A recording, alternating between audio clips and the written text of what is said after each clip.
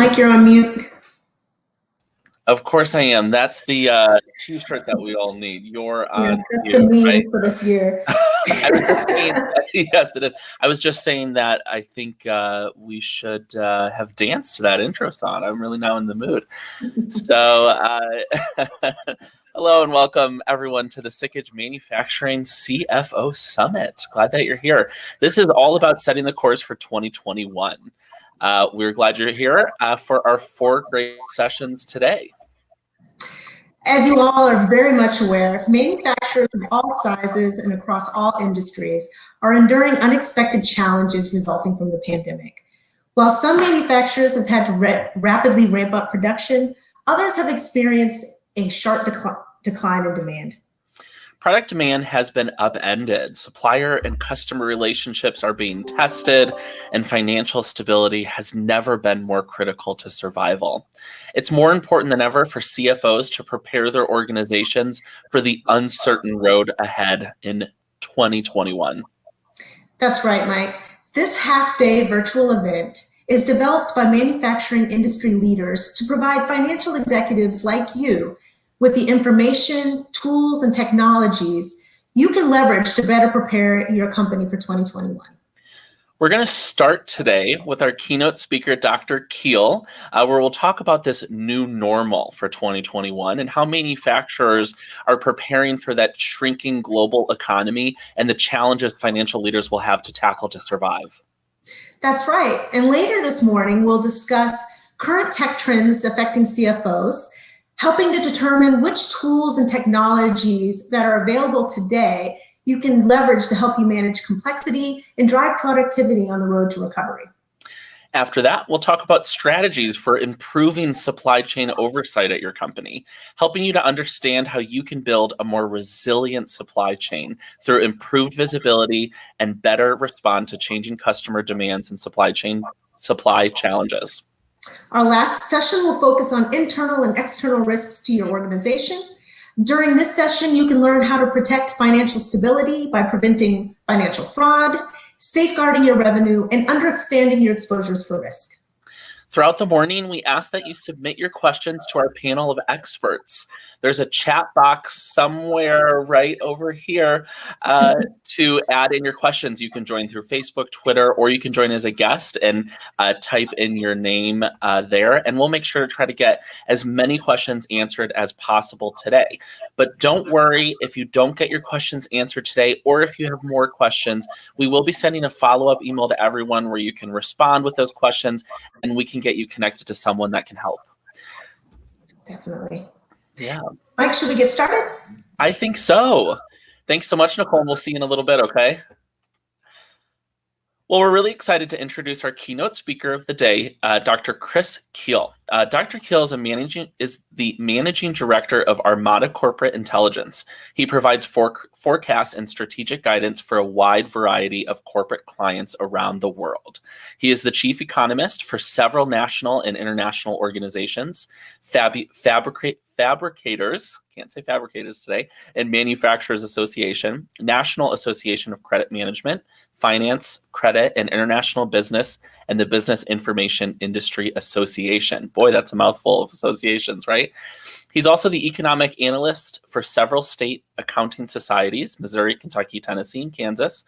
Prior to starting at Armada in 1999, Chris was a professor of economics and finance for 15 years, teaching in the US, Hungary, Russia, Estonia, Singapore, and Taiwan. He holds advanced degrees in economics, Soviet studies, and East Asian studies. Chris is the author of Business Intelligence Briefs and Executive Intelligence Briefs, both publications from Armada.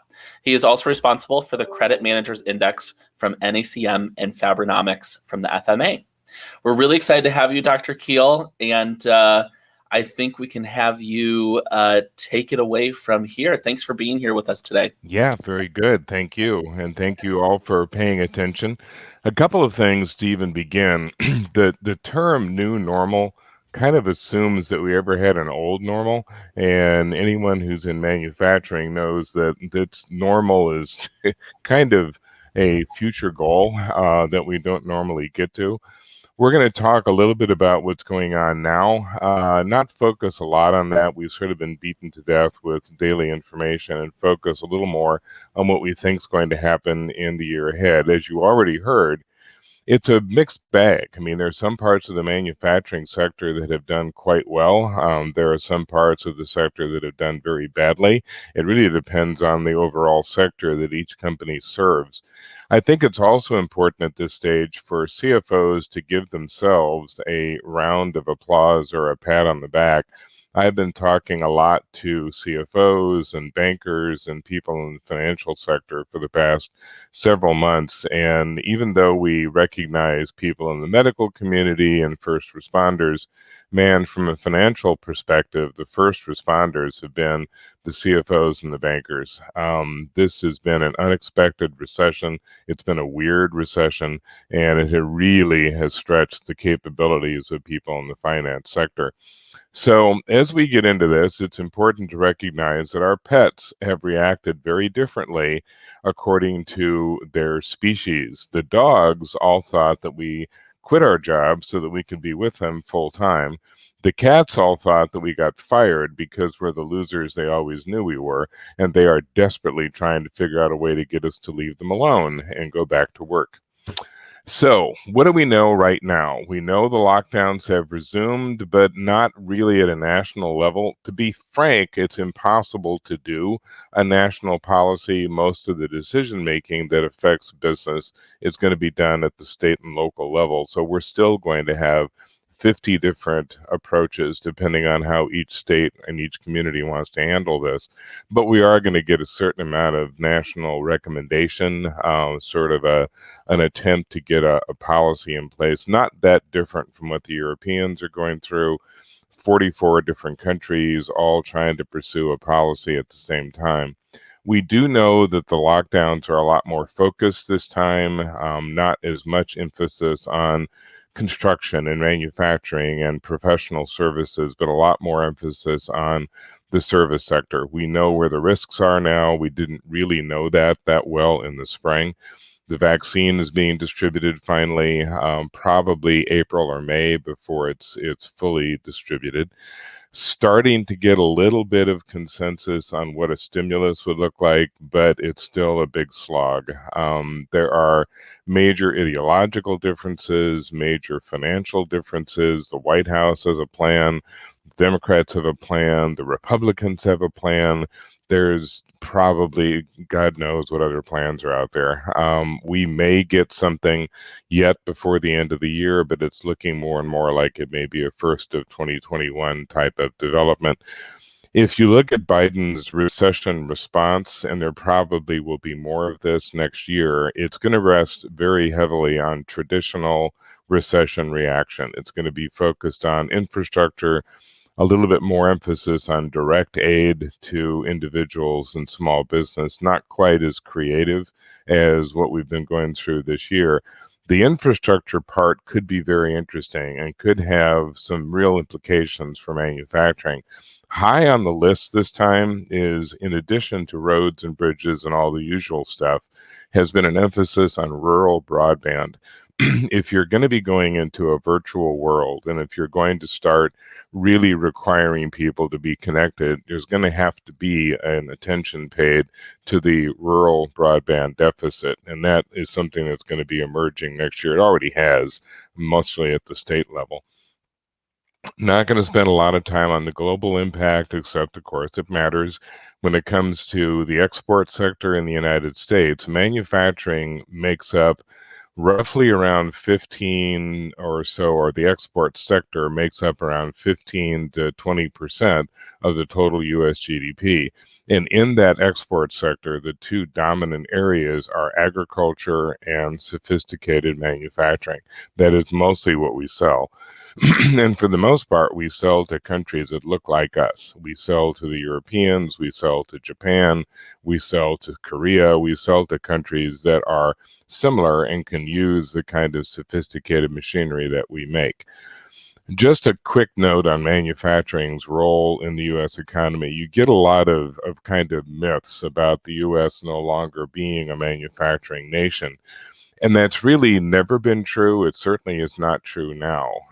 Manufacturing is around 12% of the US GDP, which doesn't sound like a lot, but when you realize that all the other sectors have similar percentages.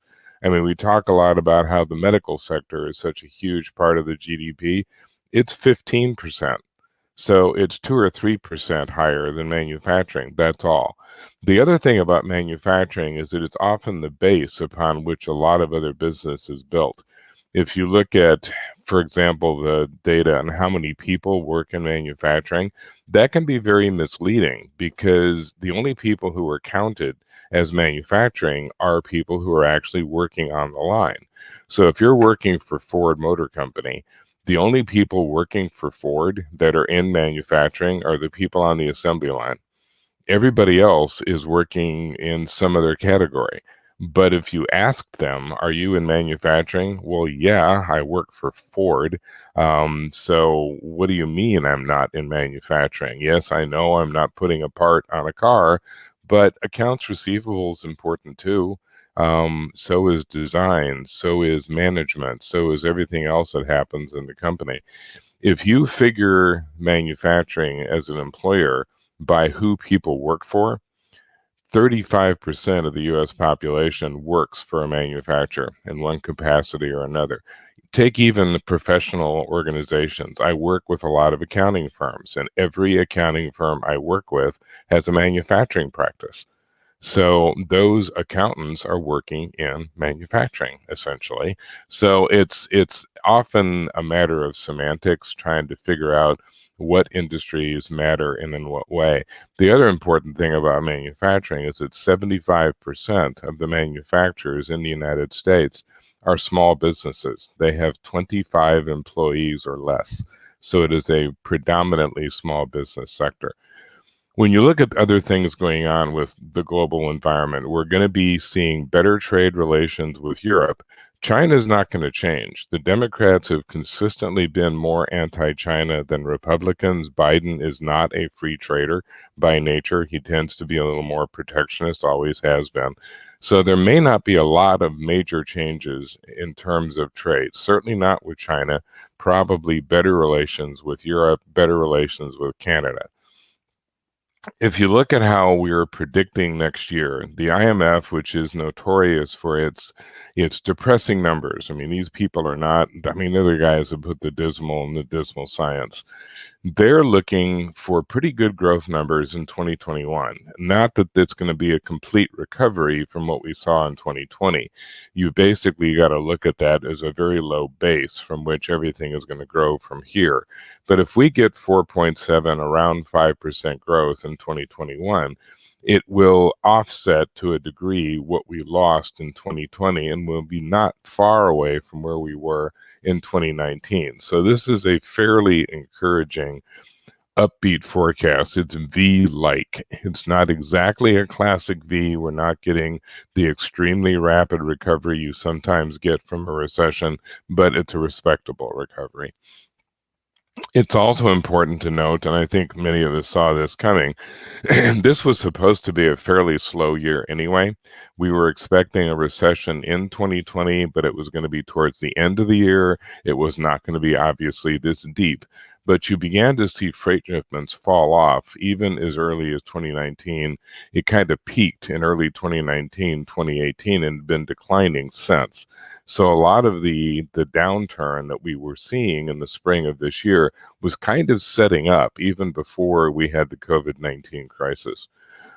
This is a bit of an eye chart, and I apologize for that, but there's a something that we do as a company is the strategic intelligence system, and this is our attempt at kind of summarizing where we see the manufacturing sector in the years to come.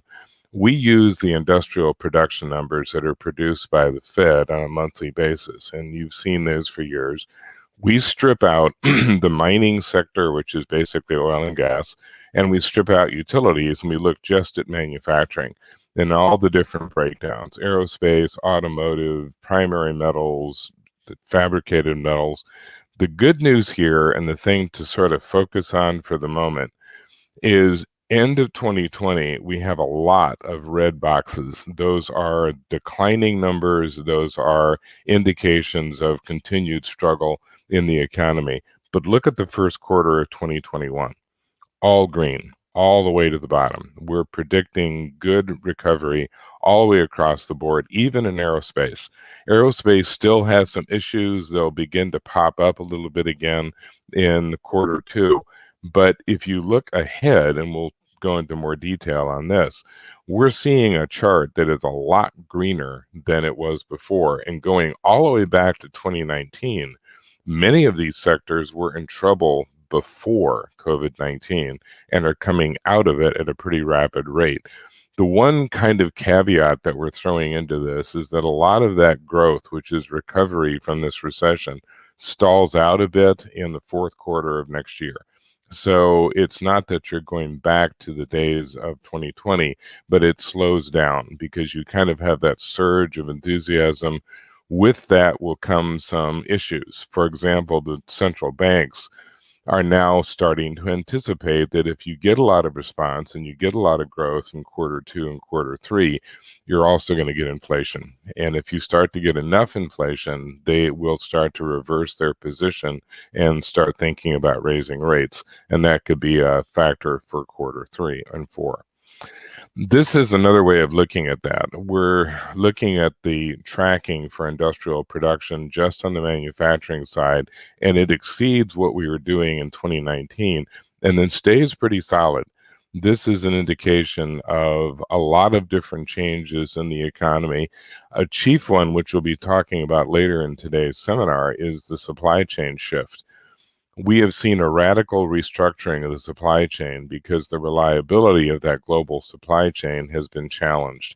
Companies are now spending a lot more energy on inventory management, and they're doing a lot more with warehousing, and they're preparing to be more diverse, I guess, with their supply chain.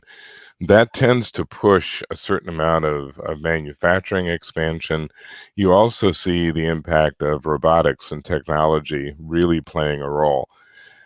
As companies, particularly the smaller ones that I've been working with, start to look ahead and figure out how they're going to spend their money, they're looking at their labor force and they're saying, look, going forward, if I'm going to match up with some of these protocols that are now in place because of the pandemic, it forces me to rearrange how people are working. It's going to change the way I use space. It's going to add additional expense in terms of keeping people distant and so on and so forth. Even with the vaccine coming, I know some of these protocols will stay in place, and that's money. So now I'm looking at what am I going to have to invest in order to match what I'm required to do because of the pandemic versus getting a robot machine technology into my shop. And suddenly that balance has changed, and that expensive machine doesn't look so expensive now compared to the other investment that has to be made. We're seeing a real acceleration of robotics, which had already been taking place, but now has picked up speed. If you look historically at the industrial production numbers, I mean, obviously back in 2008, 2009, we had a huge collapse and a fairly slow recovery. The point of these two things is that, believe it or not, from an economist perspective, that 2008 recession was much worse than this one. It wasn't as deep because we certainly hit new records in terms of collapse in the second quarter of this year.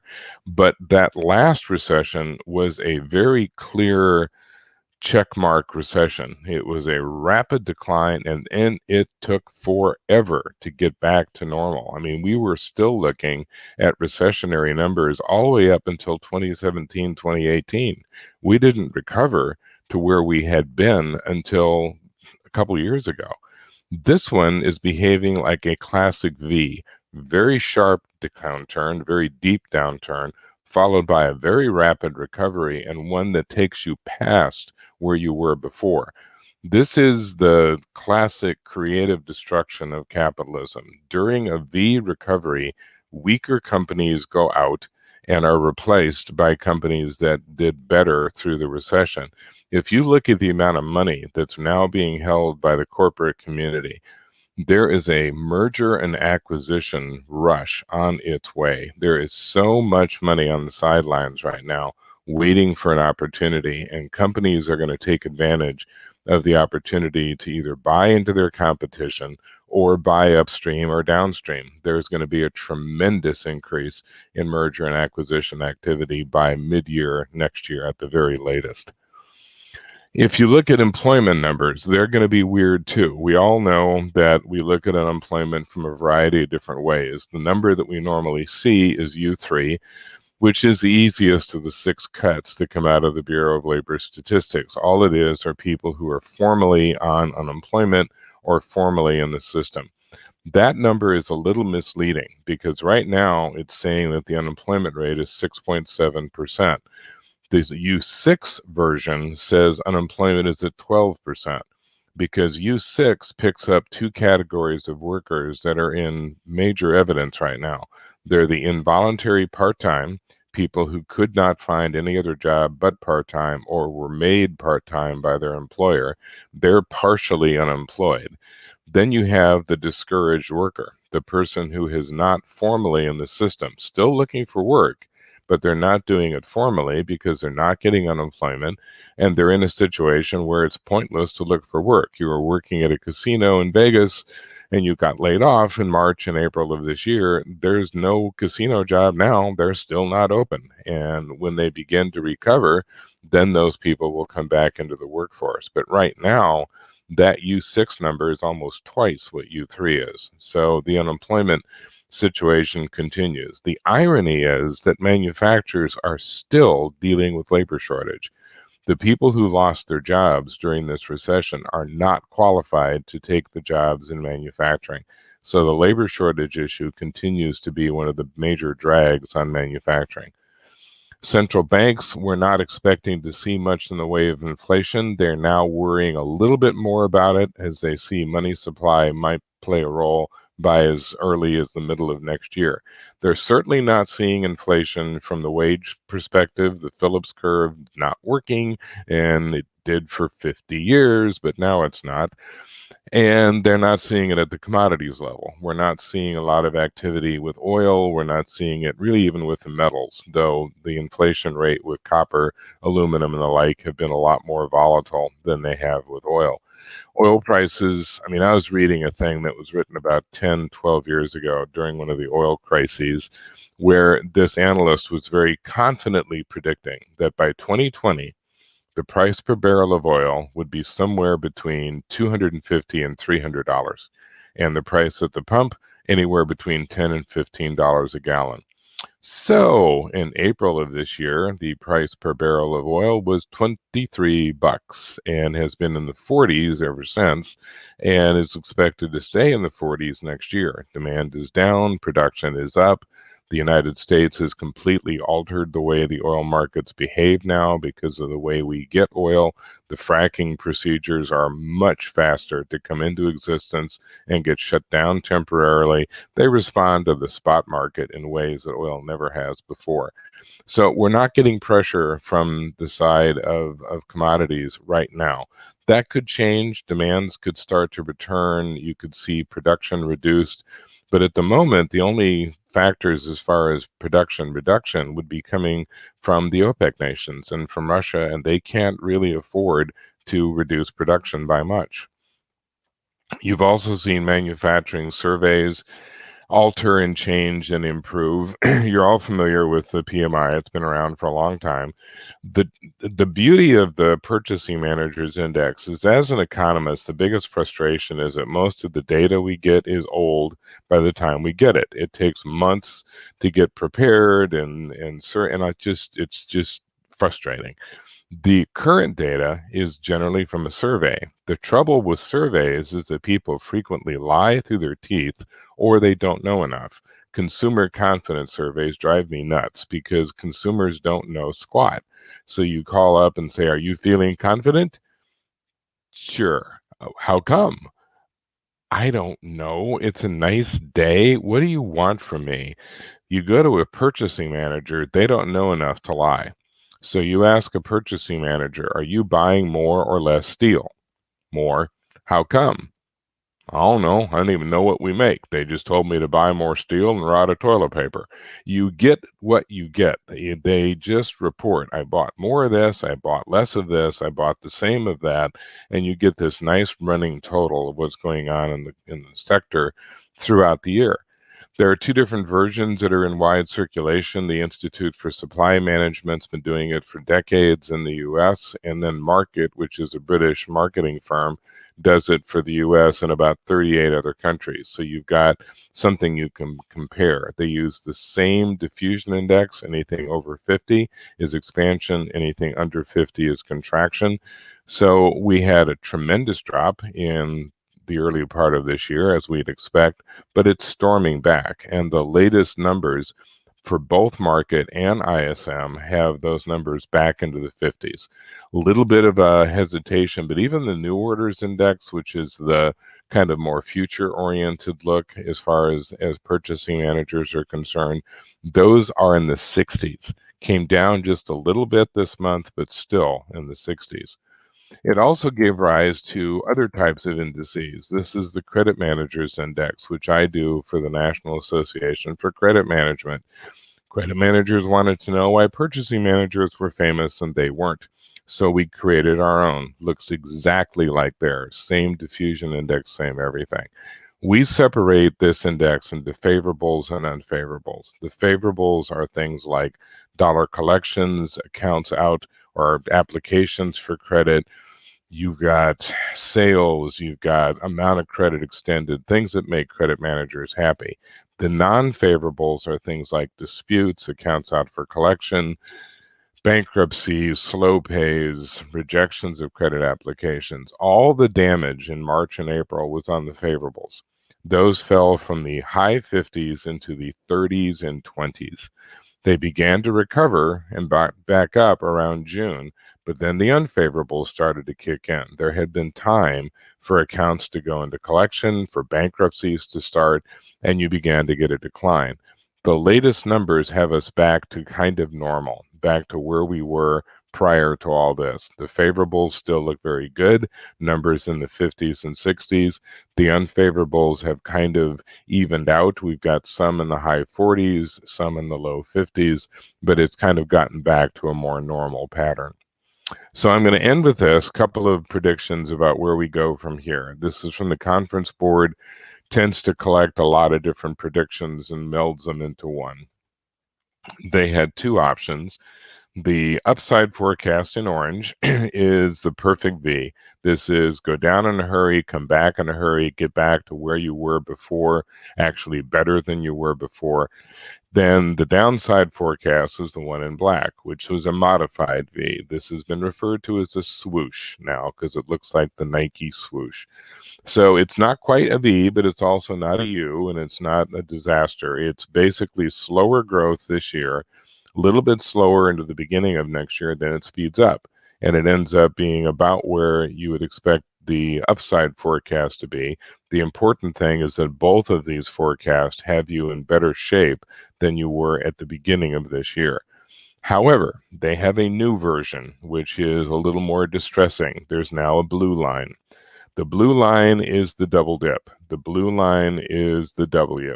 This is entirely dependent on lockdowns and a resumption of the shutdown procedures that we had in the spring. If we end up with that situation, we end up with reduced growth this year, carrying into next year, and then a slow rebound going back to the end of 2021. Personally, if I was going to bet on any of these scenarios, I think it's too late to get the upside. I think we already have kind of missed the opportunity for the strong growth, but I don't think we're going to get hit with the blue line scenario either.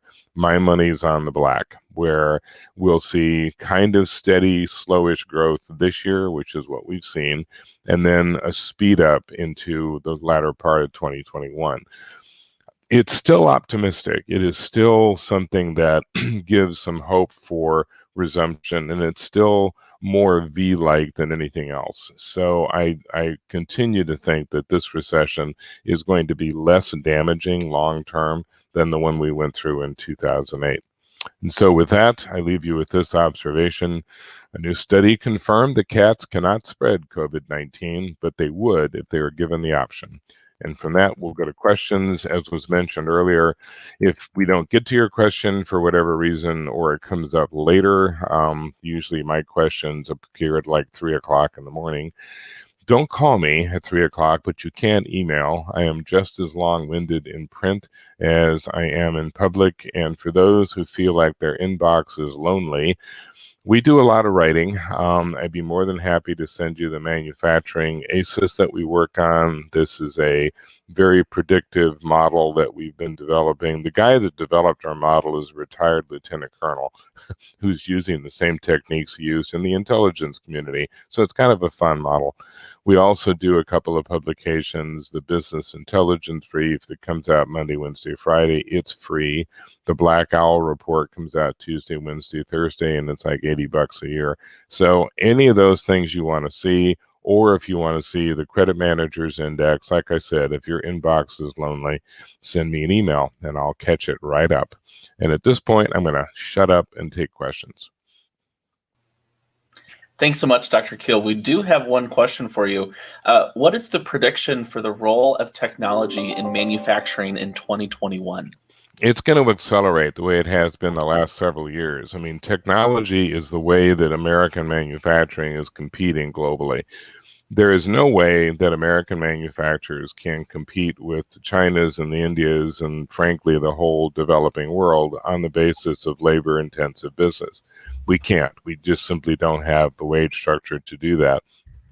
What we can do is compete with technology and robotics. The one challenge, and this is that labor shortage situation again, the jobs that are available in manufacturing now are a lot higher level and a lot more sophisticated and require a lot more training. One of the challenges that has kind of been created by COVID-19, those are hard jobs to train virtually. That's the sort of thing where you need hands-on. So the manufacturer's labor pipeline is not as robust as it has been in the past. That isn't going to stop technology. It is not even going to slow it down very much, but it is certainly going to create some challenges for manufacturers because they can get the machine, they can update the technology. Now they have to find the people to run those things. Great. Thank you so much, Dr. Keel. If we have any other questions, make sure to enter that into the chat box. You'll see a header that says chat with a nice orange box. Make sure to enter your questions into there for Dr. Keel or any of our sessions that we have going on today. Thank you very much. And remember, you can always send me an email if this comes to you in a flash about a week from now. Yes. Thanks so much, Dr. Keel. I don't have any more questions for you, but we appreciate your insights here into the manufacturing new normal, right? Thanks so much. And we will be back in just about 5 minutes. We've got a quick commercial for you, so go grab that cup of coffee or tea, and we'll be back very shortly with our next session on tech trends affecting CFOs. Thanks for being here.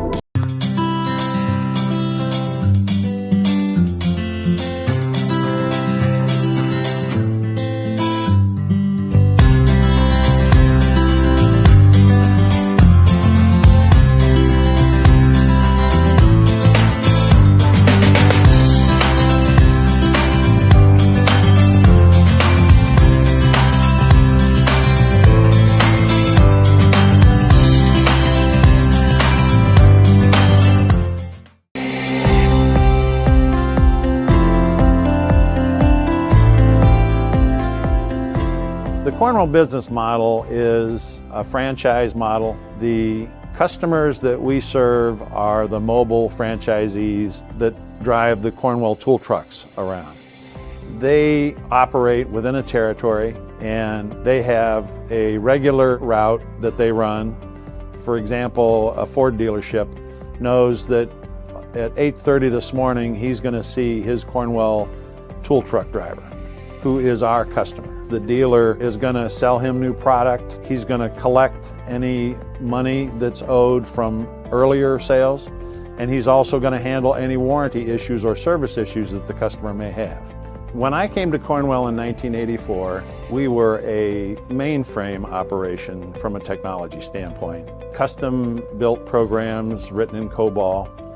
Then in the late 1990s, we got into the area of PCs and networks and Windows, and we really didn't have the skill set for that technology in-house. We partnered with Sikich, and they came in and consulted with us in a number of areas, one of which was the whole PC network using Microsoft Office products. They also understood that the mainframe applications that we were using were outdated, and we were looking for a more current Windows type application, and we're now in the process of converting over to Microsoft Dynamics AX, again with Sikich's assistance. Because of the growth in our dealer base, we knew that the old warehouse next door was not going to handle the volume of customers and shipments that we were going to have to deal with. So we built this warehouse in order to facilitate that growth. We also knew that we were going to have an ERP solution that was going to complement things like zone picking, faster shipping, interfaces with website technology in terms of tracking, and we decided on the Microsoft AX simply because we have always had certain customizations and uniquenesses in our business, as I'm sure other businesses have, but we felt that the AX application allowed us to deal with those and set up different configurations at the user layer so that we don't become version locked, and that is going to allow us to continue to grow and continue to expand into areas that we know we're going to have to get into and we really can't right now.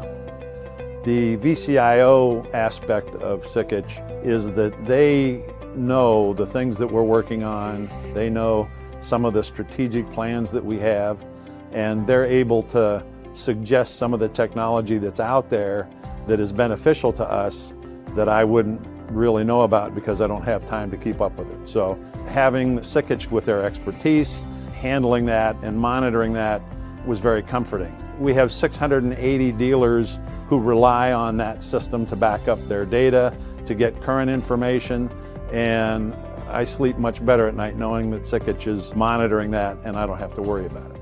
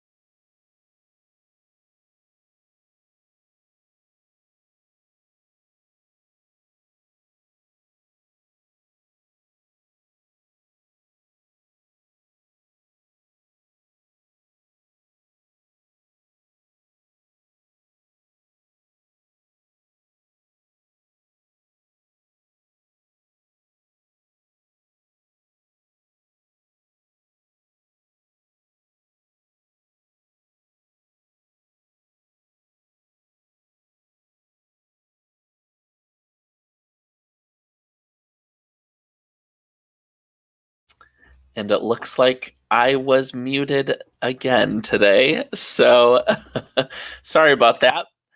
Thanks so much for attending our Tech Trends Affecting CFO session now. With the growing skills gap causing increased organizational stress and recent trends towards remote and independent work, manufacturers and service companies are turning to Industry 4.0 technologies, including artificial intelligence, augmented reality, AR, teamwork, project management software, as well as business applications to empower their frontline workforce with the guidance, collaboration tools, and knowledge needed to perform at higher levels of safety, quality, and productivity. To talk about tech trends today, we have Mike Lameau from Sickage, who is here with us. Mike Lameau is joining us from Phoenix, Arizona, as a Sickage account executive, specializing in digital transformation technologies for manufacturers, distributors, and more. He provides clients with a wide variety of solutions to improve business processes using modern business software platforms and to achieve business goals. Excellent. Thanks so much for being here with us, Mike. How are you? Great. I'm doing well. How are you doing, Mike?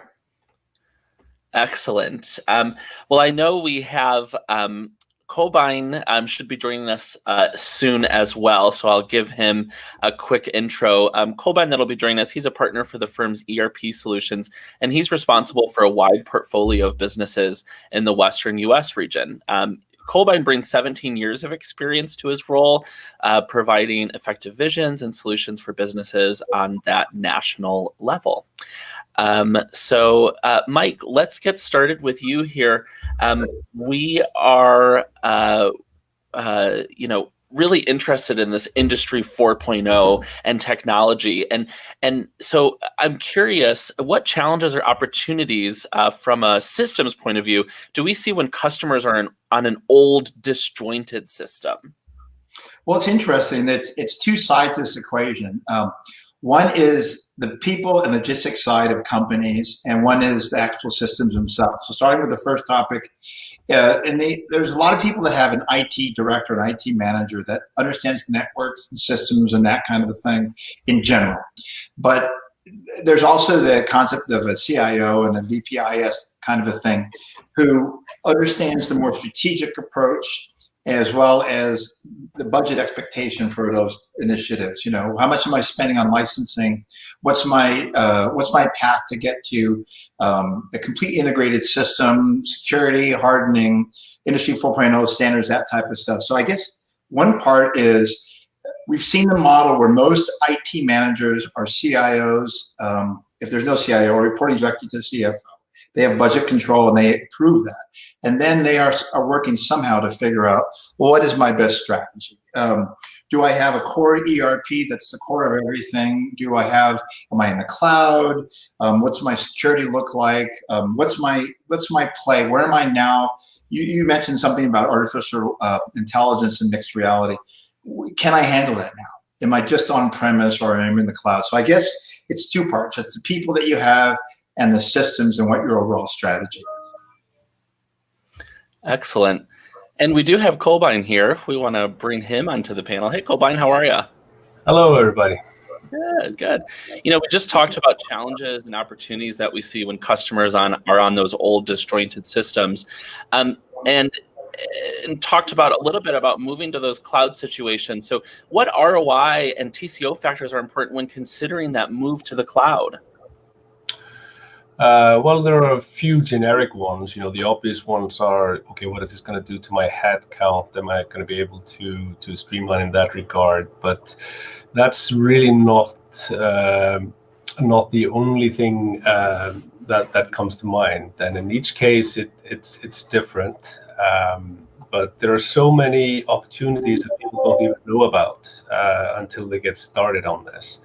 Opportunities for increasing efficiency and once you tap into your data in new ways and you start collecting data, let's say you are in some sort of manufacturing and you are now putting in some IoT, you put some sensors into your existing production mechanisms. You start collecting that data, and you'll be able to get all sorts of insights into patterns that you don't really realize are there until you go ahead and do it. On that front, I think that's the easy part. But I also think sometimes people come to this with unrealistic expectations for the short term. We've seen people expecting like a tenfold ROI on their expenditure when it comes to systems, which might be there in the long run, but maybe that's not the place you start. It's a change of mindset for many people to engage in these things, and in each case, it's possible to really sort of assess the shallow or sort of surface level ROIs you can easily pick up, and obviously that's something we do routinely. But once we start digging deeper, that's where we find the real value. And we'll probably touch on that. I'm sure you have already to some degree, but at the end, it's all about data. Absolutely. So, and Mike, what security factors, disaster recovery, MDM, remote access, protection of data, what's important there for CFOs to know? Yeah, that's a great question. So Kolbeinn touched on what we call the obvious factors. If you've got disjointed systems that aren't talking to each other, well, by definition, improving that platform, getting data talking to each other, removal of manual processes, there's immediate ROI on a reduction of headcount, the time it takes, human errors and manual entry data, that type of stuff. The stuff that's hard to predict are what happens if there's an internal threat or an external threat, meaning what is the cost to you as a corporation if someone in your company walks off of some of your IP?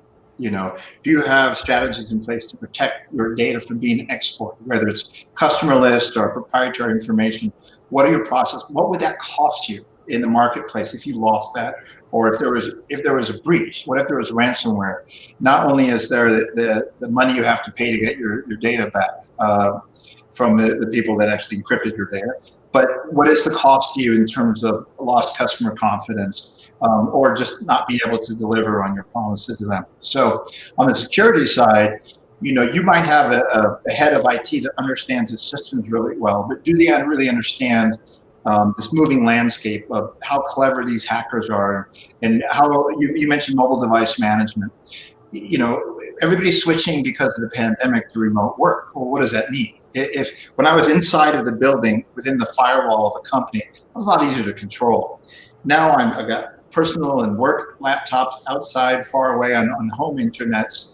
I've got mobile devices where people are loading, cat videos that have malware on them onto the thing and sharing those internally.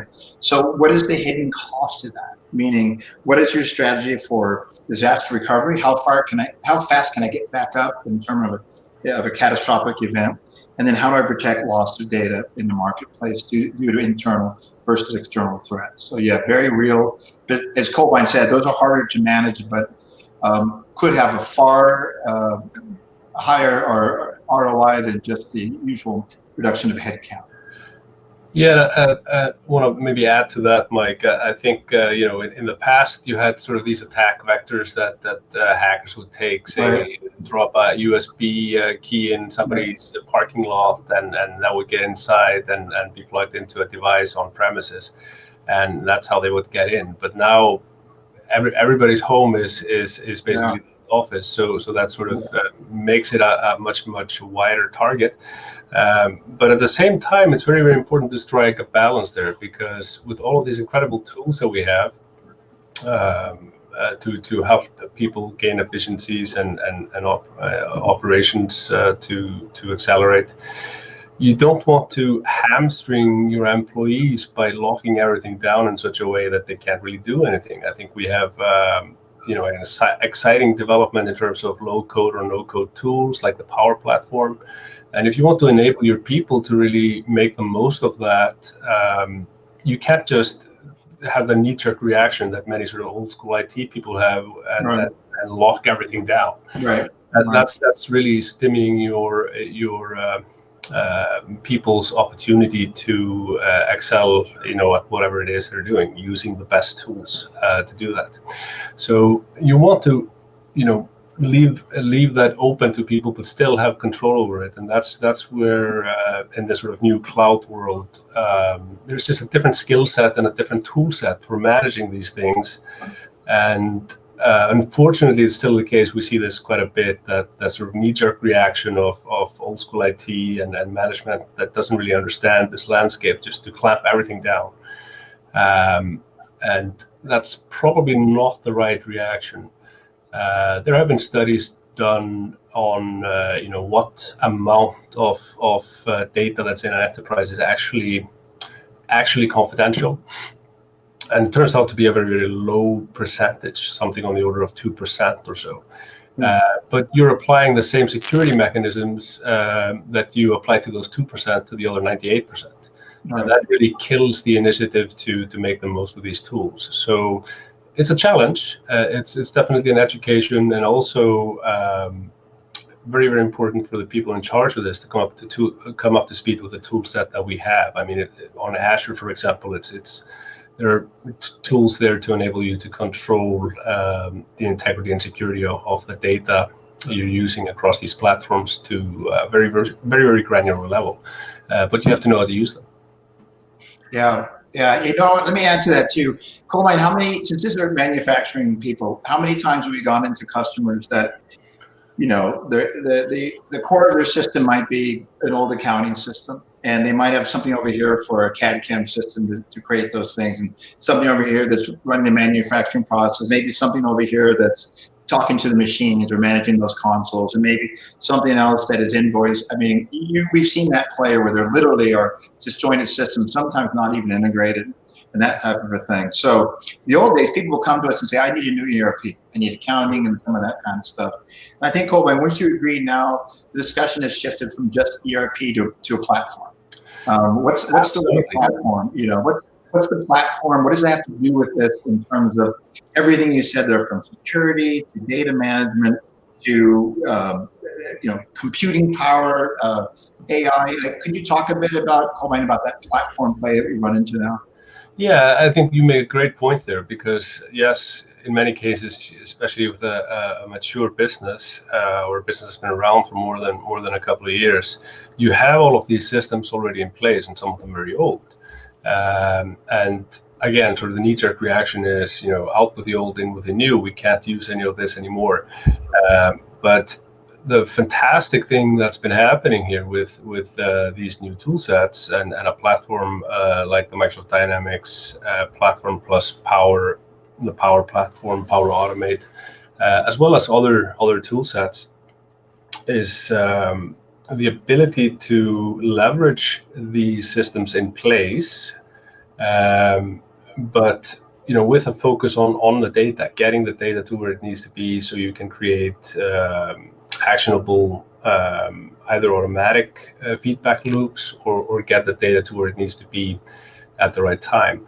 And this is it's like magic to some people, because we do this ourselves here at Sickage. We're increasingly using tools like robotic process automation internally in our finance department and wider, and that's just one way of making old systems that maybe nobody has deep knowledge of anymore, or the people that do are in a severe risk group for COVID-19 in their 80s at this point. So being able to have a machine, quote unquote virtual robot, access those systems and automate, data entry, getting in, scanning documents, getting the right data from them, plugging them into the right fields in either the ERP or other systems, and then tying this together in a meaningful way. I mean, that's really sort of the immediate opportunity, and that is so important, because at the end of the day, this is all about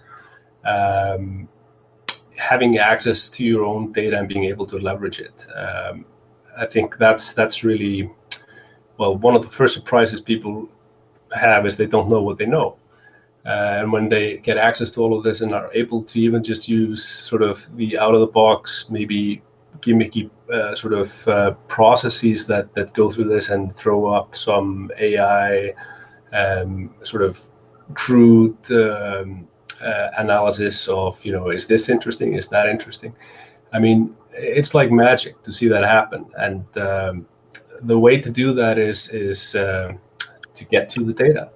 And that's really where this is so important, connecting these older systems, giving them new life in that way. And maybe you don't have to take a significant chunk of investment and really reinvest in everything. Maybe it's a question of intelligently grafting on the right technologies so you can get to your data and use these tools. Use it sooner. So Kolbeinn, Dr. Keel, in the morning session that we had, he talked a little bit about the importance of manufacturing companies keeping up with their technology, because the Chinas and the Indias are becoming very competitive for our manufacturing companies, and it's so important to increase and add on those business applications. And given that we're going to be talking to Jesse from Microsoft a little bit later, another one of our featured speakers,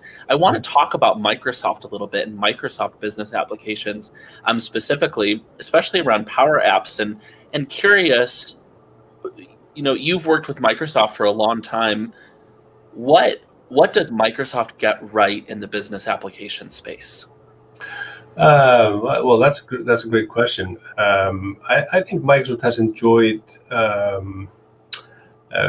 really great leadership in this space for a while now. So with James Phillips and of course Satya himself and the whole upper echelons at Microsoft, they kind of realized that this is about the data and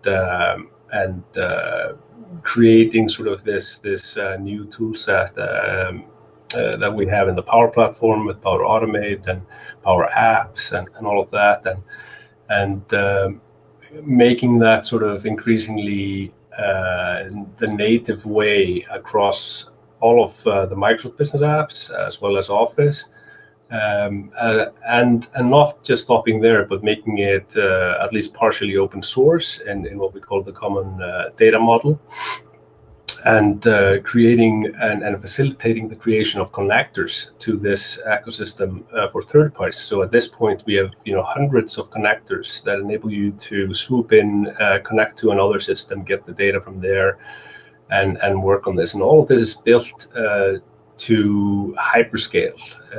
It's in Azure. Azure is comparing these clouds. I mean, honestly, I don't think it's really much of a competition if you compare the investment that Microsoft has done in data centers around the world to facilitate all of this, basically create the environment for the computing of today and tomorrow. So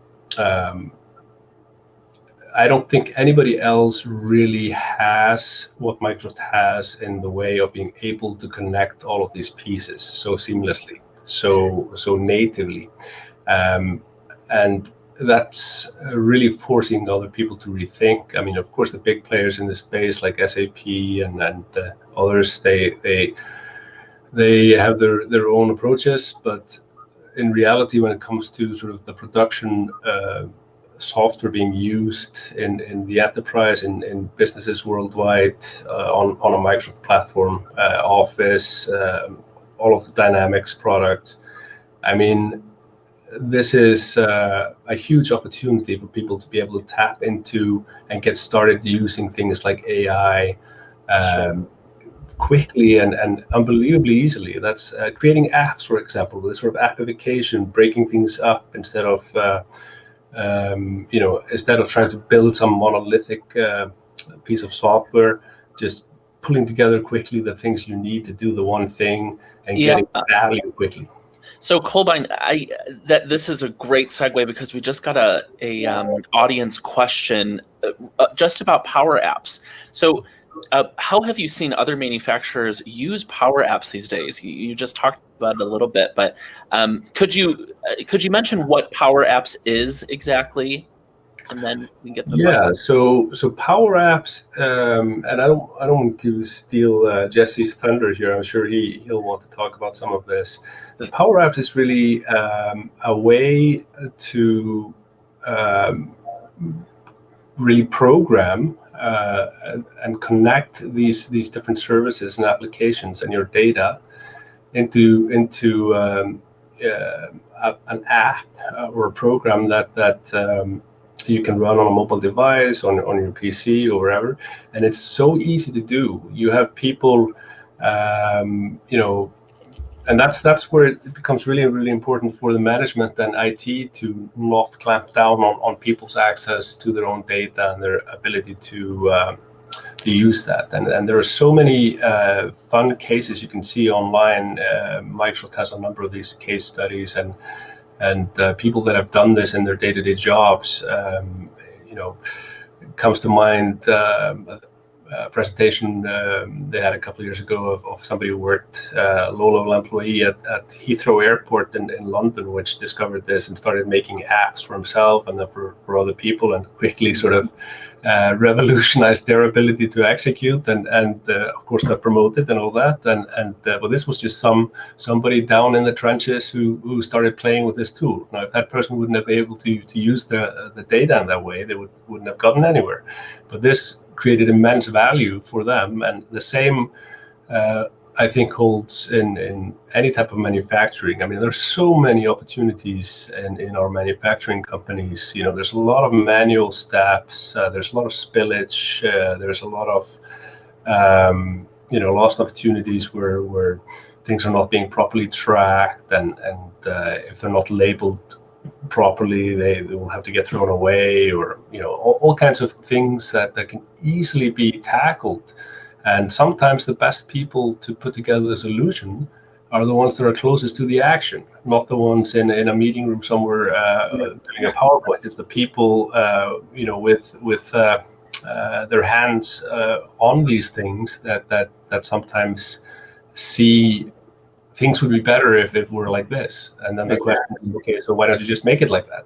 Kolbein, you made a point about getting the data out of the system for these manufacturing guys. How many times we've seen some of our customers, they print out an Excel report of the daily production and analyze it at the end of the day. You made a good comment, Kolbein and Mike, both about the fact that, India and China, different countries, it's about the speed of which you can respond to something. And if you're still printing out Excel reports and doing a once-a-day production meeting and you're doing that kind of stuff, to Kolbein's point, that you're not, the people that need to make those quicker decisions aren't getting to the data quicker. A Power App says, hey, I understand what I'm doing here. I just want something, a custom thing on my mobile phone that lets me look at something, interact with it quickly, make an actionable decision that changes something. Boom. And on a browser or on the mobile device, And this creates a lot of new opportunities and actually invents whole new, lines of business for people. Yeah. And you mentioned these sort of global competitors. China, obviously, we're really in an arms race with China when it comes to AI, frankly. Right. But looking at what can be done with just the modern tool sets that are open to anyone, to the public. If you're in any type of prototyping situation or something, just thinking of some obscure example. Just recently came across an old Commodore 64 computer which had a broken chip, a sound chip called the SID, which is a legendary sound chip. Now that chip hasn't been made for decades. It's very hard to get and it's very expensive if you can find it, that one little chip. But there's once I started looking at it, I found out there were 3 or 4 different parties that are making their own variant of this, just hobbyists, using off the shelf components and getting their PCBs made from in China or elsewhere. There are some people here in the US which you can send a so-called Gerber file and they'll make you a PCB, and then you put on some chips you get from China for $1, and now you have something you can sell or work. So it's unbelievable what people can do with just a little bit of ingenuity and solving problems. But the key to that is having the data, and today with these services that are available, the ability to get from an idea to manufacturing, prototyping at least, and then to scale if there's a business case there. It's so easy today. Sure. It's almost too easy. Yeah. Wide open. So, Mike, I want to, we only have about 4 minutes left, but I want to talk about something that I thought was really interesting that we talked about the past few days, and it deals more with the warehouse and parts within manufacturing. But, Microsoft has the HoloLens, right? And you told this really neat story about how manufacturers are using this new tech trend to save a lot of money. Yeah, thank you for that. Yeah, it's really fun. We love our customers that are on the cutting edge. So if you don't know what the HoloLens is, it's a virtual reality device with goggles in front of it that can display heads-up information right on the screen, and someone a million miles away can actually see that same information live. So you've heard the term augmented reality or remote assistance comes up a lot. So we have a customer that makes these massive turbines, right? And they're all over the world. Well, they also service them. So if you needed to fire off someone to Taiwan to do that, what would that cost you in terms of T&E and not just that, but the delay time? How long is that turbine down? So what they're investigating, we work with them on this, is that they are working with a solution. They're using Dynamics as an ERP and some field service stuff. Is they're literally going to ship the device, this little HoloLens, out to that remote country, have a technician put it on there, and then a guy in the factory in another state in the United States can actually look at that with the guy and say, right there, take it, there you go. Okay, take that wire, move that, or I see you need a part, I'll ship it, I'll have it FedEx out tomorrow. So look at that difference, especially with COVID. You can't even fly to these places right now. But this customers, they figure they'll save $1 million a year T&E by just sending those things out there to the guy, having him use it and do it that way. There's a prime example of something that didn't even exist before. That wouldn't have been possible without, as Colbein said, where Microsoft is and some of the technologies that they have, the platforms, the ability to put that stuff to the cloud and process that information, apply AI to that, and let someone make remote decisions. But I love that ingenuity. Mike, I want to chime in on this. I mean, augmented reality is a huge opportunity, especially in manufacturing, and it's not only tied to the HoloLens, although the HoloLens is sort of the state of the art, if you will, when it comes to this, and that's the best experience to do something like this. But you can also use AR and connect to somebody using a HoloLens, just using your phone and its camera. Or a tablet, and especially now with some of the more advanced hardware, like the iPad Pro has LiDAR built in, which gets you much better capabilities when it comes to AR, because it can sense exactly the distances between things you're looking at, and you can create these really, really great AR experiences. And from a Microsoft perspective, I think it's pretty amazing what you get out of the box with field service and remote assist. Because if you have a couple of people doing this, your service person, you working with a client, you start a session using remote assist and field service, and as soon as you hang up, automatically it's filled out sort of data in the system about what was done, how long did it take. There's a recording of the interaction. This is all out of the box stuff. This is game changing for people that have to do customer service. Very cool. Well, Kolbein and Mike, thank you so much for being here today. That's all the time we have. I know tech trends and business transformation topics are really exciting to talk about, and we could probably go on for a couple more hours, especially with Kolbein and Mike. But we are, if you have any questions, if you're curious about everything we're talking about today, or even this next commercial that's going to happen, Debbie Altham's going to talk a little bit more about business transformation. You can find all of these videos and more on sikich.com/insights. Thanks so much. We'll be back in just about 5 minutes with us.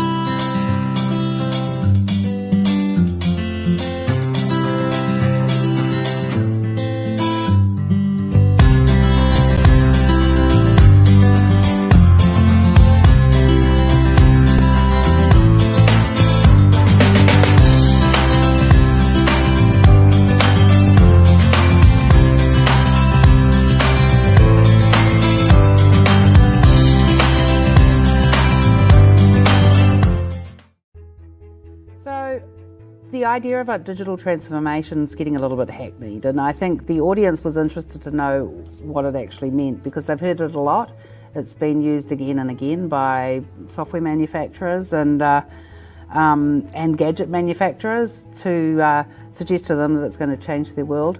But I think a lot of organisations don't believe that, and they're trying to find out what it actually means for them. And I've come across in my research some amazing stats with regard to businesses who do digital transformation really well, and they simply perform better.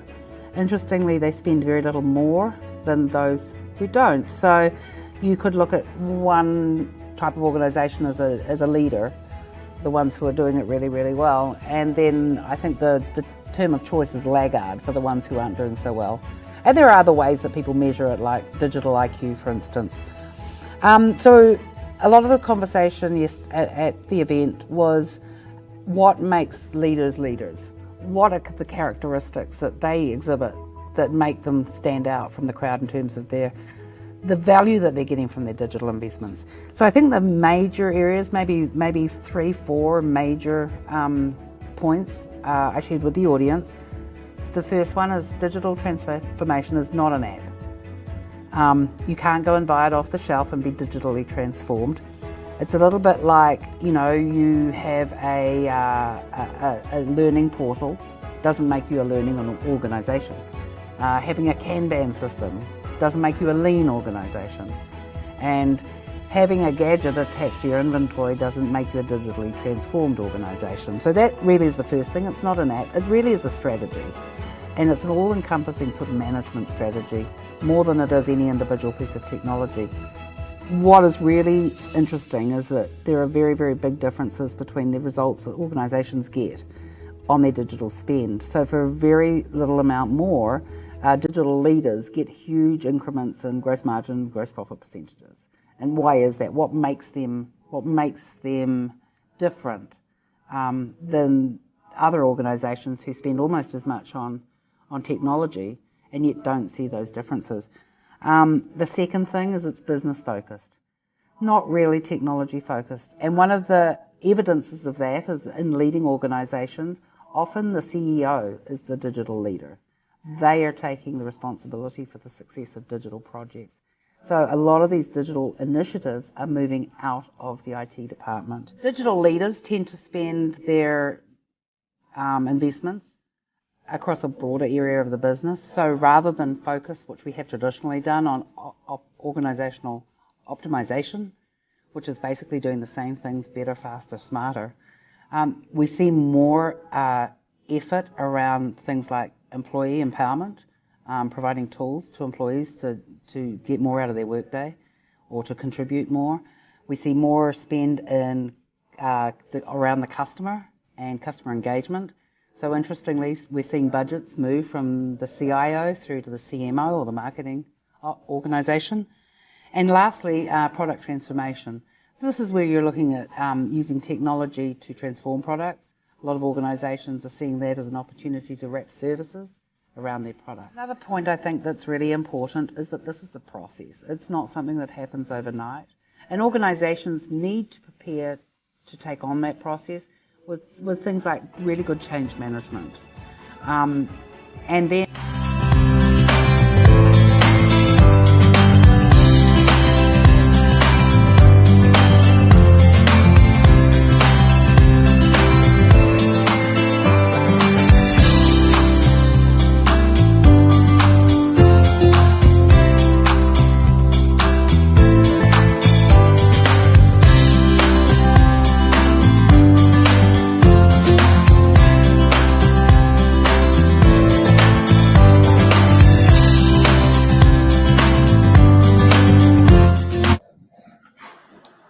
Hi, catchy tune, right? Thank you all for sticking around for this next session on supply chain oversight.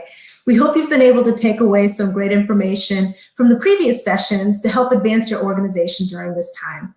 I'm really excited to introduce our two panelists today, Debbie Altham, who you just saw in our commercial, as well as our guest, Jessie Aline. Hi, Jessie. Hi, Debbie. Debbie is currently the Senior Director of Sales and Marketing here at Sikich. Prior to joining Sikich, she was the president and CEO of her own company for over 20 years. Hailing from New Zealand and based out of the Portland, Oregon area, Debbie's primary focus is helping manufacturers deliver bottom line business value. Jessie Aline is the Business Applications and Power Platform Manufacturing lead at Microsoft. He spent the first part of his career within engineering at multiple large manufacturing companies.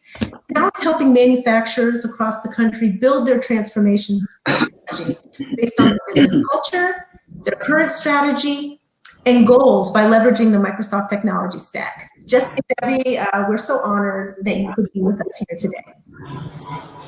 Okay, so without further ado, let's just go ahead and jump into the topic of supply chain oversight. It's no secret that digitally transforming the supply chain can revolutionize how manufacturing companies do business. However, the COVID-19 pandemic has brought along with it a bunch of its own challenges.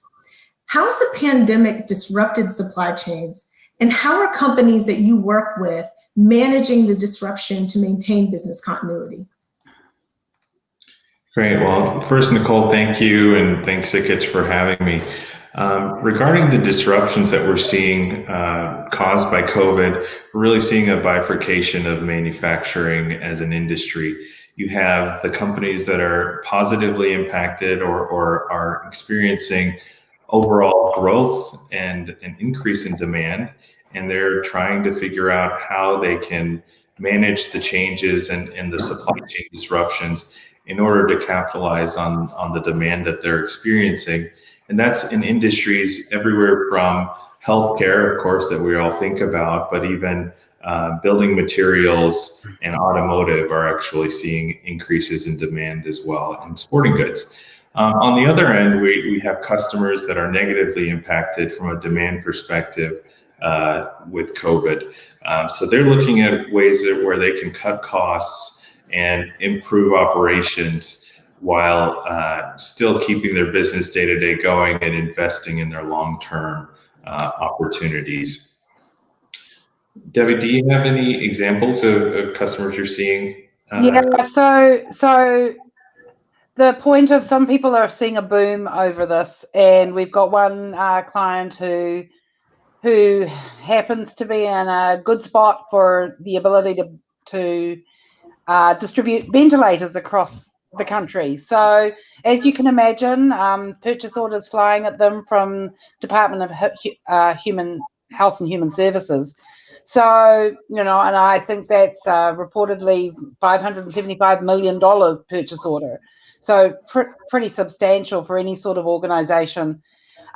We also have a client I work with that has focused on containers that never sold containers into the manufacturers of hand sanitizer, who is now all of a sudden got an entirely new market where they're selling to people who bottle or containerize hand sanitizer.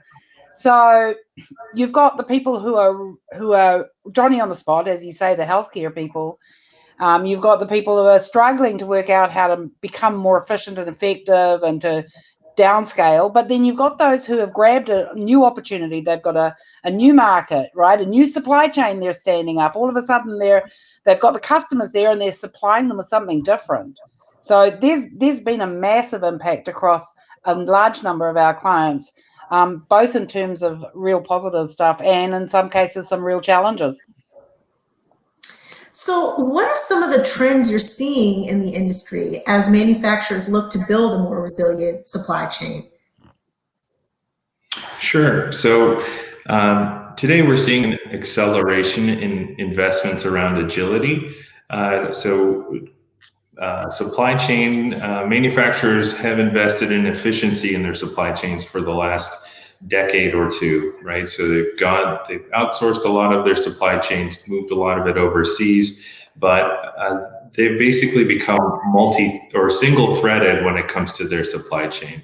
COVID and actually before COVID, some of the international discussions that the current administration was having caused companies to focus on kind of multi-threaded or expanding their optionality when it came to supply chain. So we're seeing a big trend in that area.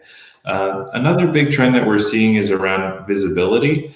So our customers are looking to expand the visibility across different tiers of the supply chain in order to drive efficiency, not only within their business, but also with their customers and also with their suppliers. So visibility and the ability to communicate and collaborate across the supply chain is increasing as well. And artificial intelligence is just multiplying the impact of that visibility when it comes to top and bottom line impact.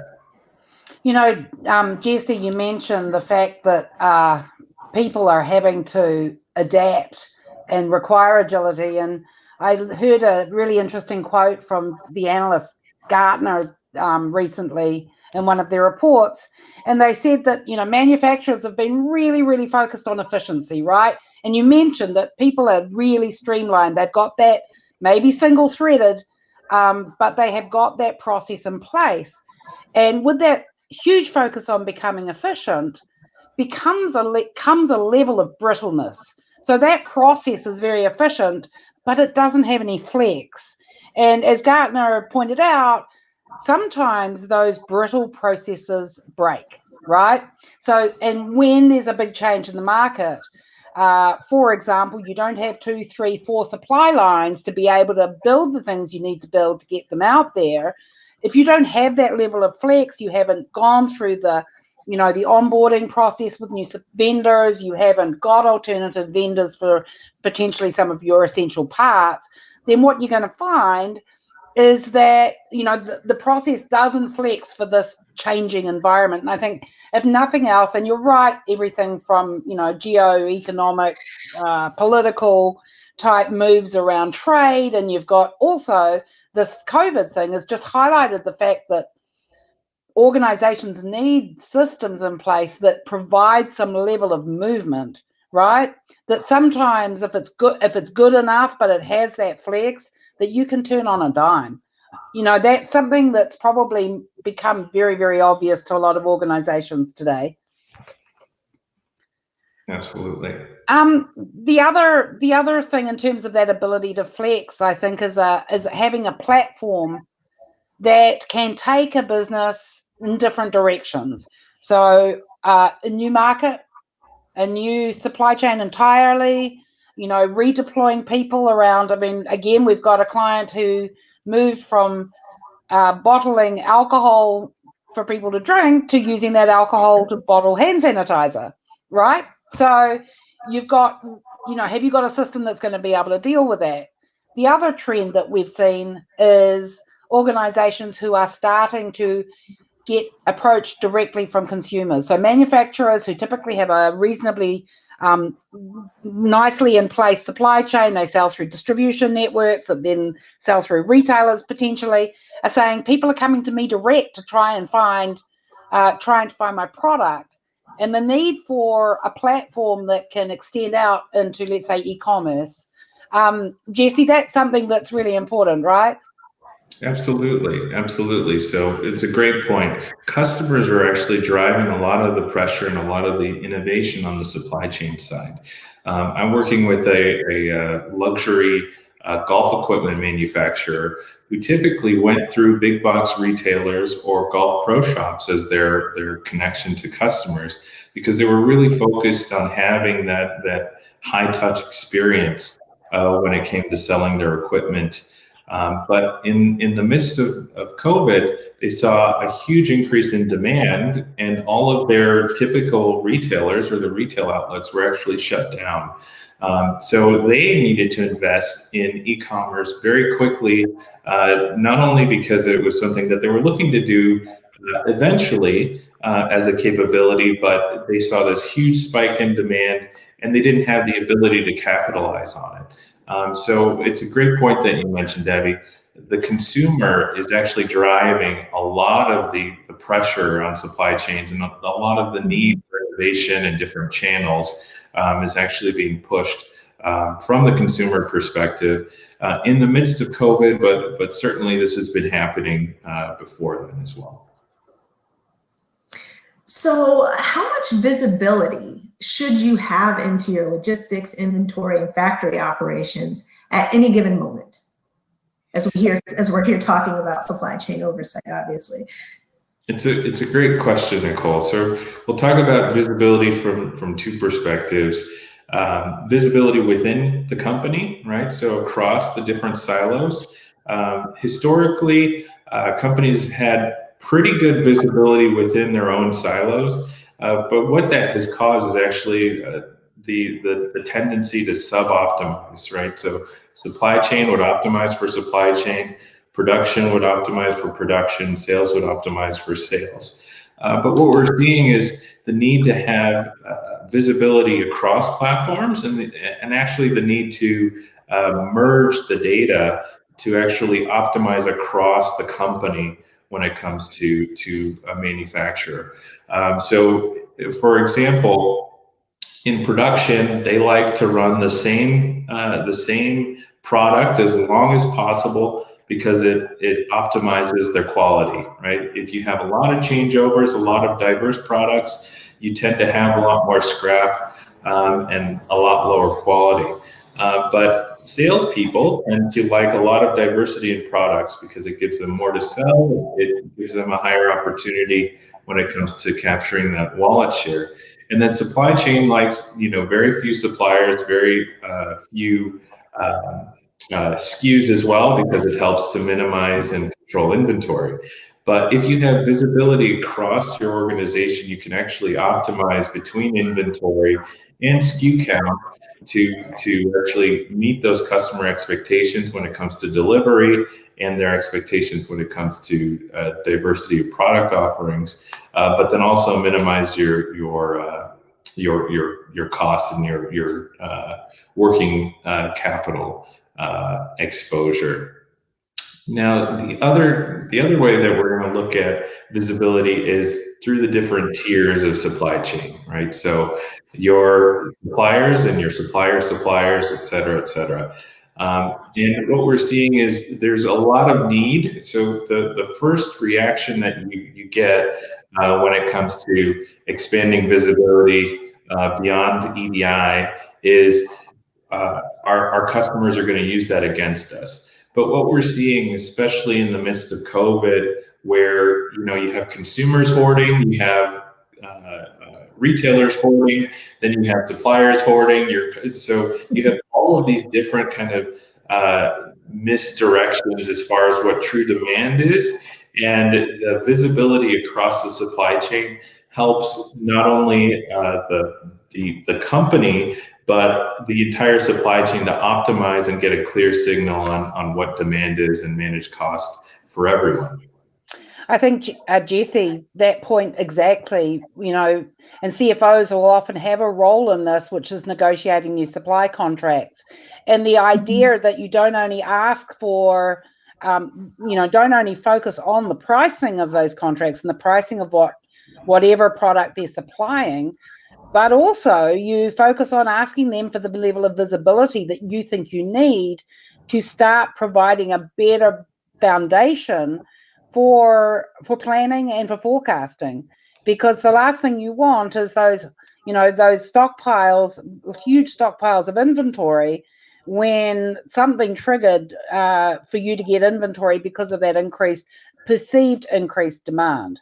So when a CFO is involved in a contract negotiation, it's a really good idea to start talking to the people who you're supplying.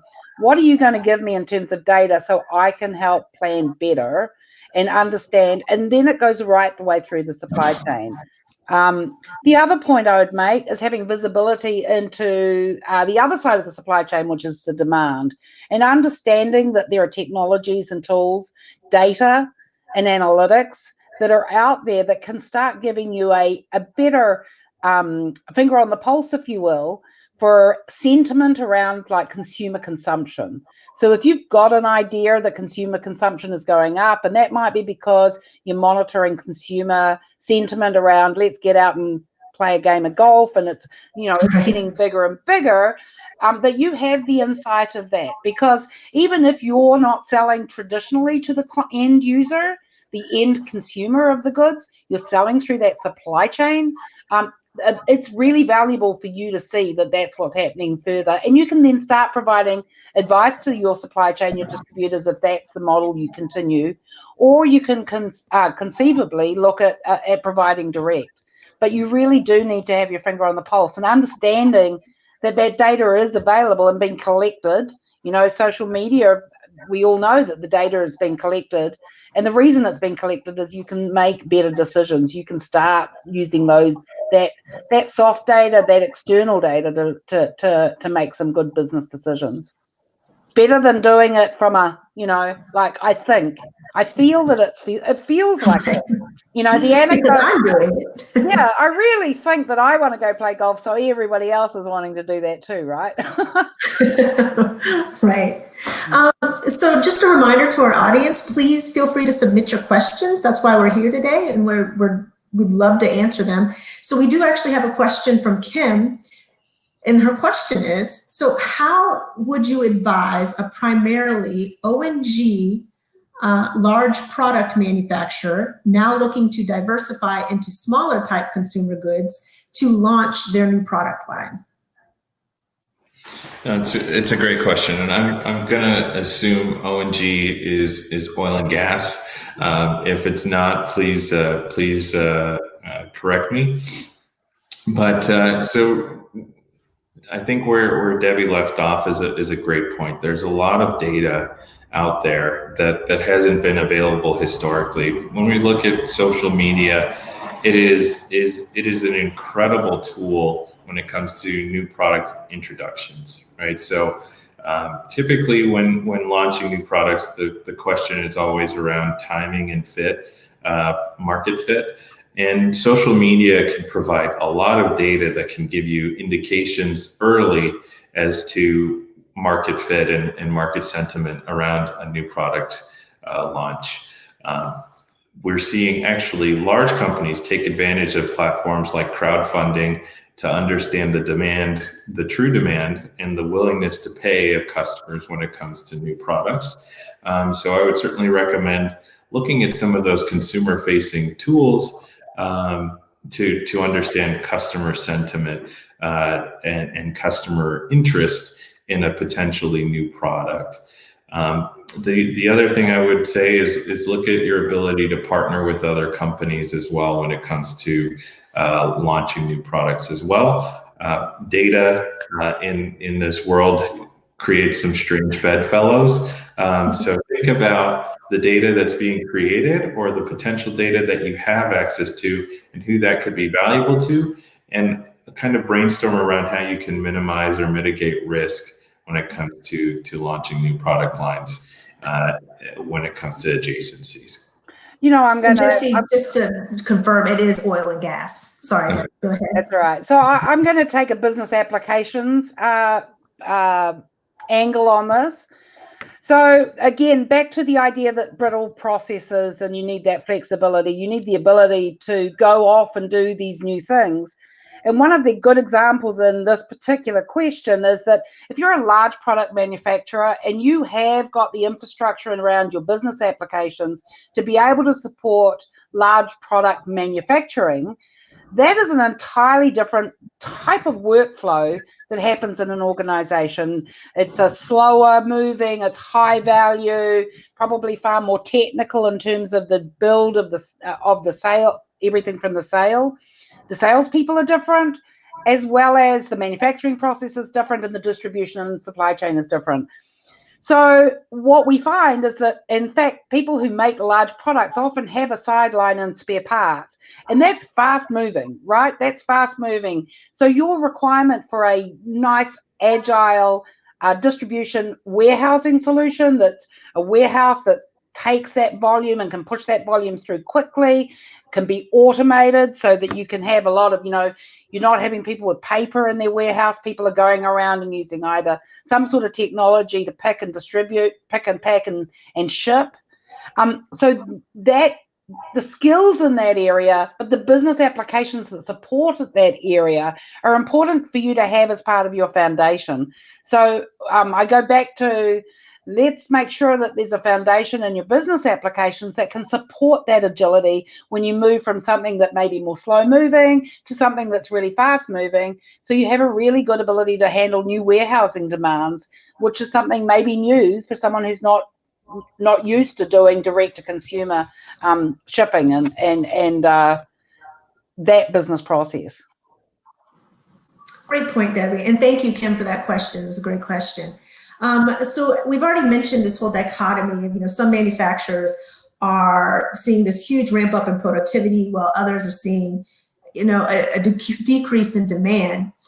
What do you see as good cost saving strategies for those companies that need to tighten their purse strings a bit during these times? Sure. So this is a difficult question right now for a lot of manufacturing companies, right? There's a lot of pressure to minimize costs. And how we look at it actually is, what are your opportunities to maximize productivity? While demand might have shrunk for a lot of companies today, we know that tomorrow demand tends to come back, and losing core talent or key talent and key knowledge is very hard to regain once the market comes back. So I'll look at this kind of from two angles: the people side and the operations side. So from a people perspective, we're seeing a lot of, as Debbie mentioned, digitization, and that not only it saves kind of the clear numbers around paper, et cetera, printers, all that stuff, but it allows you to get better visibility into your current processes and to streamline those processes today. You can start to automate processes within those workflows once they're fully digitized, which allows you to kind of free up man hours to do other things to help the business. Knowledge management is another great one. So giving your employees access to knowledge allows them to get more done in their day. I think the last speaker actually mentioned mixed reality is a great opportunity from a field service and training perspective as well. Then when we look at the operations side of the business, be that supply chain or production, we're seeing the opportunity to apply artificial intelligence across the entire supply chain. So that's everything from inventory management, where historically there's been the trade-off between your ability to fulfill orders, so your OTIF or on time in full fulfillment, and your inventory, right? But with AI, we see the ability to kind of optimize on both of those metrics at the same time, and then also stratify your customers based on profitability. And then there are a lot of other opportunities around planning and forecasting that AI can be used to help minimize cost. And then on the production side, we see a lot of opportunity around quality improvement using AI. So there are lower and lower cost ways to use AI, be that vision systems or IoT, where you can start to lower costs, and then uptime, you can actually use AI to drive that as well. Okay, thank you. So we only have about 5 minutes left in our session. So I wanted to kind of get into this question, as it's very pertinent to today. What tools and technologies does Microsoft have available to help manufacturers overcome some of these challenges and improve that supply chain oversight? Some of the things we've talked about. What kind of investments can they make? Great. So I'll kind of kick this question off without answering the question. So one of the things that manufacturers need to focus on is kind of the cultural side of technology. There are a lot of tools that are available that I'll kind of get into in a second, but the ability to consume all of that innovation and consume change within an organization, to Debbie's point in that commercial, it's not about what you spend on technology, because we see companies that invest the same get different value out of those investments. It's about how you actually use it. But that being said, Microsoft actually has solutions across the manufacturing industry to help drive innovation. So we have tools when it comes to production and operations. So that's everything from enterprise resource planning to supply chain optimization, but then also connected factory and operations on that side. And then as everyone knows, we have a lot of collaborations tools, such as Microsoft Teams, that can help you collaborate outside of the system as well. And then on the customer side, we have customer insights and customer engagement that helps you, if you're a B2B or B2C company, maintain and grow those relationships with your customers. At the end of the day, we see manufacturing moving to a service or an as-a-service-based industry, and Microsoft is aligning our investments around all the use cases that need to be enabled to drive that as-a-service business model. Debbie, how are you seeing our customers use some of these solutions that Jesse just mentioned? So, I mean, we have customers across the entire Microsoft suite of products. We've got some really amazing use cases for some of the low-code app building, all the way through to the heavy lift that is fully functioning manufacturing, distribution, service management organizations. One thing that we have found, and again, it's more the situation. It has highlighted it, but I think it's an overall trend, is that organizations are saying, look, I don't want to spend $5 million. I don't want to do this. I don't want to take 3 years to do this thing. I need to get something up and running really quick.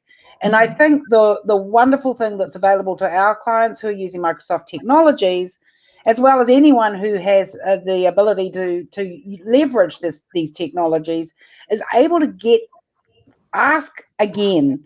The last time you asked, I want to have this new ERP or whatever CRM system, or I want to do the software development work, and you came away thinking, God, this is going to cost us way too much. This is too much of an investment. It's going to take too long. It's too high a risk. Is ask again, because the tools we have today are more composable. We've got a far better ability to break them up, put them in small, very targeted, composable solutions that you can get in there and get something happening quickly. And I think if nothing else, that is the great opportunity, whether it be automating robotic process automation, whether it be app building, and in fact, whether it be some of the more heavy lift around ERP. We have ways of doing that more quickly these days. So just because last time you looked, it might have been unaffordable or you couldn't cost justify it, I'd say ask again. Great advice. Well, that's all the time that we have for today. So thanks again, Jesse and Debbie, for joining us. Really appreciate that. And actually in this next ad, you'll see how some of the solutions that Jesse and Debbie mentioned today companies are able to use those particularly within supply chain oversight. So we'll be back in about 5 minutes for a final session of the day on financial risk and fraud. Thanks again.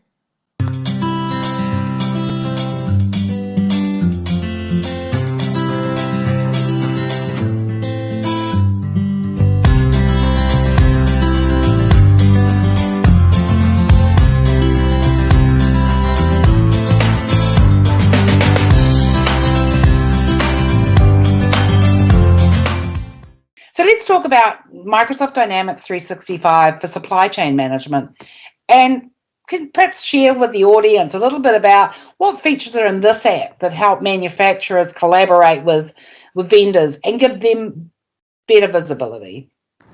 Yeah, thanks, Debbie. I appreciate you bringing me into the conversation. So the first thing that really comes to mind is around your vendor collaboration portals, which is a standard feature with Dynamics 365. This feature provides a secure workspace that allows for active collaboration between manufacturers and their suppliers throughout the entire procurement process. This includes functionality to alert vendors for any changes on POs. In addition, you can also attach drawings, notes, instructions that really drives that collaborative, active process. So it doesn't just stop at the PO process. You can continue that all the way through receipts with ASNs, advanced shipping notices, receipt acknowledgments, all the way through the invoicing process, matching, and payments. This functionality is really driven and provided for organizations who don't necessarily need EDI or electronic data interchange at this point in time, but they really want that active communication between themselves and their suppliers. This is really a collaborative space that can be used as a centralized place to store manufacturing schedules, as Debbie stated earlier, purchasing plans, supply contracts, pricing negotiations, and much more. So Jeremy, you're talking about sharing data, and here's one thing that's often a top of mind for manufacturers, and that's the security of that data. You know, drawings particularly, there's a lot of intellectual property in them. Is sharing all this data, is it secure? Yeah, that's a great question. So by utilizing the standard functionality of the vendor collaboration portal, manufacturers have every security box checked. The collaboration portal uses the same level of security setup and access as Dynamics 365 does itself. So when you're sending out RFQs, purchase orders, and other data via that portal, manufacturers can truly be assured that their process is secure. And in most cases, it's actually a lot more secure than sending these things via email, text message, or instant message, as many people do today. So when we think about resilience, we also recognize that one thing that's happening a lot these days is that your vendors are shipping you product that you don't pay for until you consume it. Tell us a little bit about how the portal handles that. Yeah, I think where you're going with that, Debbie, is really around vendor managed inventory or vendor consigned inventory. And that is a standard feature with Dynamics 365 and is extended through the vendor collaboration portal as well. So typically, as you stated, you have some inventory and you need to report when that inventory is consumed so the vendor knows, one, when to bill you, and two, when to actually ship you more inventory so you don't run out. So with the collaboration portal, that allows for all of that functionality. It takes a lot of the friction out of the transaction process and also removes some of those really scary spreadsheets we've seen people managing that VMI inventory. So you mentioned an interesting thing, right? And that is to get the friction out of the processes and stop people having to do things twice. That's something that, you know, it introduces the likelihood of errors and it slows things down. So one of the areas where we see is that many vendors might say, you know, no, we're not going to do. What we want you to do is we want you to come in onto our website and place orders for the products you want. So it might be, you know, anything from, let's say, safety gloves, which is a consumable on the shop floor. It could be an inventoried item.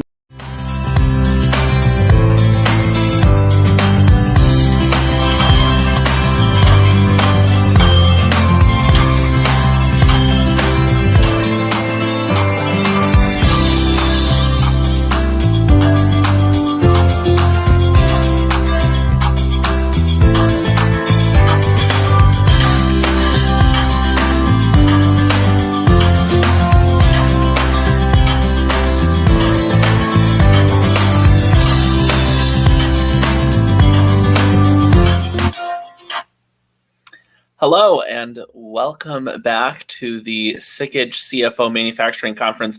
This is our last session of the day today. Thanks for being with us thus far.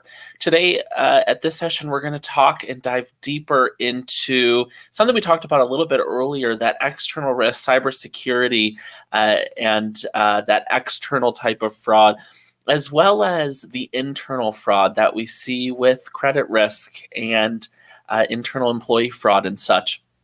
So today, speaking with us, coming all the way from the Rocky Mountains of Denver, Colorado, we have Joan Bell joining us. She is the director of the Project Management Office here at Sickage. Thanks so much for being here with us, Joan. Next, pleasure. Yeah, next up, Joe Morris. He is a former CFO of an oil and gas company and is a senior consultant at Sickage, coming to us from Louisiana. And last but not least, of course, to speak to cybersecurity and external fraud, Kevin Bond, Director of Cybersecurity at Sickage. He's coming to us here from Wisconsin. Hey, Kevin, did you see the Northern Lights last night? It was hard to see them from the Chicago light pollution. I didn't hear about it until afterwards, so no. Yeah, me too. I kind of just heard about it right before, and I was like, oh boy, maybe Chicago can see it, but way too many lights here in Chicago. So I'll have to drive up to Wisconsin sometime to check that out.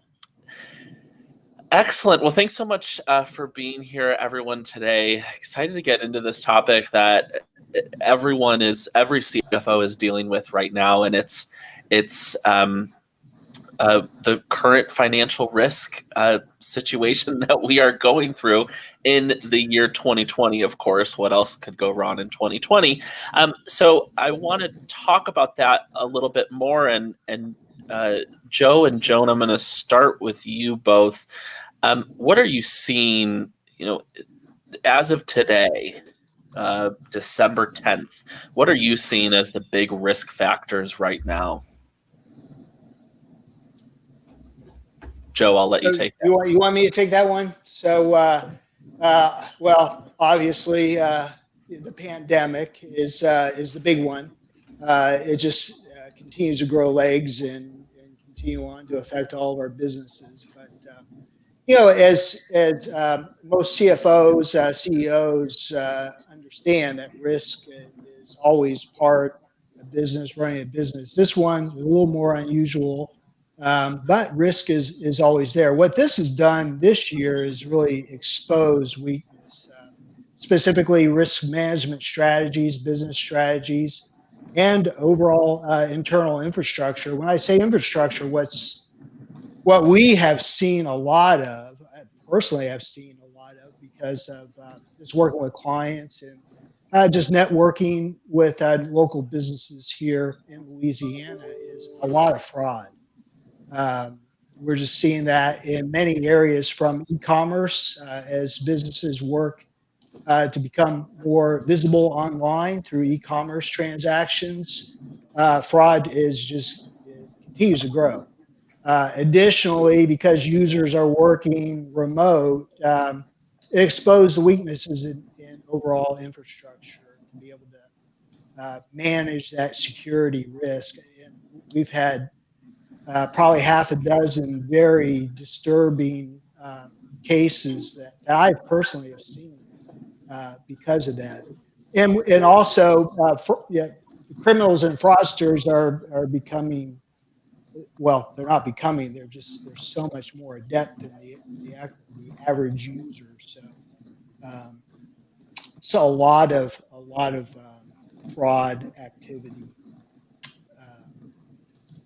So, for our business, what we've done is we have some really good security, internal control infrastructure to be able to handle that. So, for instance, if I'm off my computer for like 10 minutes, it goes offline. So, we've had criminal activity where a criminal has been able to get onto somebody's computer and not be seen and be able to grab passwords and bank information.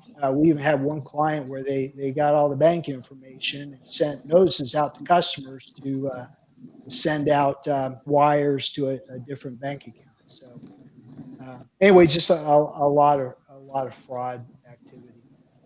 And Kevin, I just want to I want you to add a little bit of your expertise on the cybersecurity side here. We did talk a little bit about that external risk and seeing more hackers and criminal activity. What are you seeing right now in this environment?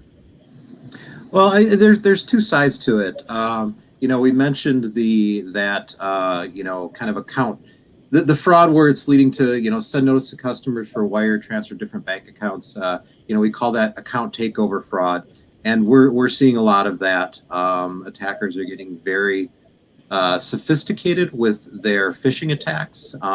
They start with a compromised mailbox of maybe a business partner you work with or something like that. So now you're getting emails from a trusted person, and they look like what you'd expect from that person, have the right footer, they're from the right address, and really, you can't even trust, even if it looks real nowadays, you can't even trust if it comes by email, you can't really trust it. So if it's something critical, like, wire transfer instructions or a balance you should change or something like that, like you need to be picking up a phone and verifying that, like second factor with a phone verification on that. So yeah, we're definitely seeing a rise in that email account takeover and the fraud coming from there.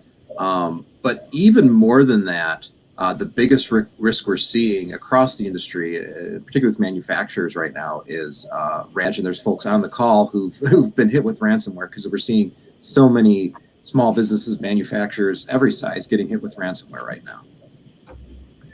So, in coming back to those internal financial risks a little bit, we'll get to more of that security in a little bit. But what about the risk factors right now around customers and credit, cash and liquidity?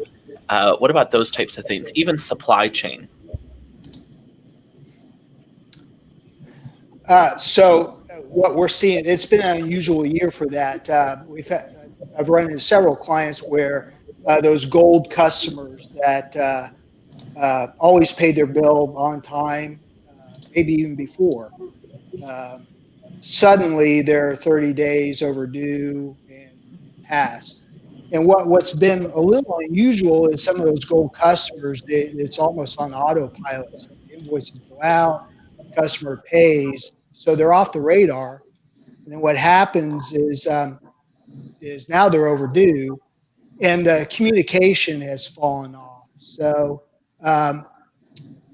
we're seeing customers all of a sudden becoming credit risks that were at one point not credit risks.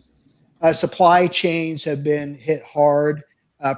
Manufacturing, CFOs, you're probably seeing that in a big way. I would say toilet paper is not the only raw material that was in short supply this year. Right. Just being able to get a hold of raw materials was really tough. So what we're seeing is a lot of CFOs, CEOs are having to make adjustments in their supply chain. Mainly, it's kind of a little bit different that there's a simplification that's happening. But that vendor that supplied all the materials on demand, suddenly they don't have the materials. And that affects, that's down the line. So now it affects how you respond to your customers. It affects reputation outside. So it has quite a ripple effect when things like that happen. And additionally, the other big part that's happened that we're seeing a lot of, Joan with her team, she's very, very aware of this kind of activity as well. But we're having to go into areas where our clients are having to stay on top of their cash flow a lot more. This has been a tough year for managing cash. So the cash flow modeling has been really more important than ever. More predictive analytics in terms of cash flow. So we're seeing that there's a lot more requirements around that, especially as customers, they may have not had that type of analytics before. Now suddenly cash is a big problem. And not so much a fraud risk, but it's a big, this year, exposing a huge business risk. I'd add to that, Joe, what we're also seeing is just an emphasis on security roles and segregation of duties. As workforces are going remote, as Michael mentioned for supply chain, there might not be that opportunity to stand up and look over their cubicle and say, hey, what's going on with this shipment? They have no idea that the quality on a shipment was bad. So that's why an invoice is out there waiting to be paid. So, just that opportunity to ask questions as their workforce is going remote, we're seeing more and more of an emphasis of putting a stop on the things that people can do that normally when they worked in an office side by side, there might have been a little bit more leniency. And so, Joan and Joe, are there common solutions or strategies that you're really seeing right now? Maybe some trends that customers are implementing to help with all of these risk factors? We're seeing with my group, we're seeing a lot more requests for security setup, increased consulting for compliance and segregation of duty, as I mentioned. D365 Finance and Operations does have that capability. So we've seen more of our clients say, hey, we need to research our security profiles. Can you help us out with that? And we're glad to do it. We understand those conflicts, and we can help them out with that. The credit risks, as Joe mentioned, a lot more emphasis on Power BI, strategical analysis, the predictive capabilities, analytics, and all of that has really become an emphasis as well. Yeah, that's an interesting, forecasting is really an interesting topic right now because there really hasn't been a model for a pandemic, and it's not as common. I'm curious what you've seen there for forecasting models. Yeah, so that and even more, just the idea of forecasting, bringing in a forecast, so looking at revenue projections and then updating budgets. The problem is that you bring in this data, you bring it in from all types of areas. So you may have overall simplification really is the goal, because what happens is as infrastructure, maybe as someone was starting out, you built out solutions and then customizations were made and additional add-ons. And now as infrastructure has really grown, these bolt-on systems, now it takes a lot more to accumulate this data to get real-time information. And what we're seeing with the forecasting, budgeting, and creating these models is that creating this model a week later or even a month later just doesn't work. These models have to be updated within a day, 2 days. So because things are moving so fast, we've had so much risk, so much change. The forecasting models, they have to be more on demand. So the infrastructure needs to be able to support more on demand modeling, forecasting. And now with the increase in technology, as we're seeing just with Microsoft, just so many new changes that the predictive elements of forecasting are now more available with the new technology. So as companies are dealing with older infrastructure, older technology, they don't have the on-demand type capabilities of modeling and forecasting. So Kevin, Joan mentioned a little bit about how a lot of their clients are seeing a lot of questions around security and cybersecurity risk and what Dynamics 365 can do for that. What do you, kind of same question here, what are the common solutions and strategies that your customers are implementing for that external risk, that cybersecurity risk? Right. Okay. Yeah. So certainly migrating to the cloud has been a good success for a lot of clients. When we see, like I said, ransomware, these cyber extortion attacks are the biggest risk, or biggest attacks we're seeing. And when they happen, basically attackers are breaking into the organization's internal network and encrypting any critical servers, any critical workstations. We actually see them deleting backups or resetting the backup server to like factory defaults, just destroy all that kind of stuff. And for some of these clients, you know, they're like, boy, I'm glad that our ERP system or whatever was in the cloud, because we're able to keep using that because the attacker wasn't able to encrypt it while we're trying to recover our file servers and other systems like that. So one strategy is that moving to the cloud. But the other strategy is to stop those attackers, which, you know, our key things there are they're coming in through these remote access services, especially if people are turning on additional ones to let people work from home. So it's making sure those remote access services are configured securely and that they all require two-factor authentication, like a user ID, a password, and then like a code on your phone or something to let you into that remote access, whether it's RDP or a VPN or something like that. So that strong passwords, you know, we're finding the 8-character passwords are really not working. The industry is recommending going to what they call passphrases, which was really just enforcing a 16-character password, but getting adoption of that by allowing people to use English words and not forcing special characters and complexity, and maybe not even forcing rotation as often. So multi-factor authentication, strong passwords, and then making sure your other security controls are actually configured well. We're seeing a lot of organizations that are buying antivirus and think that it's working well and deployed everywhere, but then during the breach, they find out that it was missing out a lot of machines, it wasn't up to date, all the cool features weren't turned on, and that'll let the attack happen.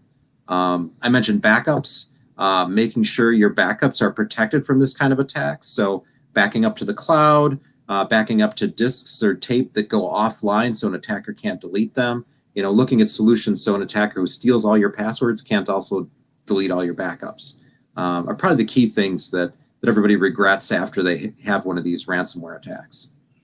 And Kevin, we have a question. I'm going to give this one to you for right now. Mm-hmm. This question from the audience is, what about the security risk of now, we did mention this a little bit, of now numerous employees working from home, that remote employee risk and solutions there? And then I want, and Kevin, does your team assist with that? And then same question to Joan's team, in what areas? Yeah, the risk, the remote worker risk really depends a lot on how you've configured that. You know, if we see organizations who are like, okay, we've given the employees a laptop, they take that laptop home and the laptop is configured with a software firewall and they can only VPN in or remote in from that laptop and they use two-factor authentication, that whole setup is pretty reliable, pretty secure. We've seen other organizations that are like, hey, when Susan works from home, she just, you know, connects in from her home computer because she doesn't have a laptop, and they're just using a password. And that's a lot of risks. That home computer is not secured, not controlled, just using a password. Lets employees steal it through phishing, through password guessing. So it's a risk depending on how well you've set up that home user to work from home with the same security controls as if they were in the office. And Joan, kind of same question for you. What are you seeing from your clients around issues with remote work, security, and risk? So as I mentioned before, we're seeing a lot more emphasis on the security within the application itself. So a lot more emphasis on those conflicts between roles, duties, and privileges.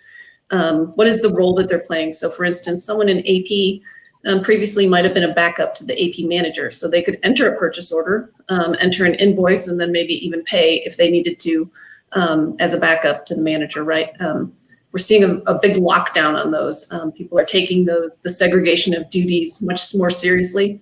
And as we mentioned, increasing the conversation of why is this on hold? What is the reason behind it? Because it is a lot more challenging. They can't walk out and say, oh, there was a quality issue on this order. We don't want to pay for it. So just enforcing those through the system by limiting the capabilities that they have within their roles and duties. Yeah, it's not just saying yes to every employee that wants every permission anymore. It's actually asking the question after each employee asks for that permission. Why do you need it? When do you need it? All those things. And it's the understanding that you can't just stand up and ask the question over a cubicle, right? You're not constantly looking over their shoulder to know what they are doing. You can't sneak up on someone anymore in their house. So, so just a lot more emphasis on systematically placing those controls. So. Yeah. Great question from the audience. Thank you so much.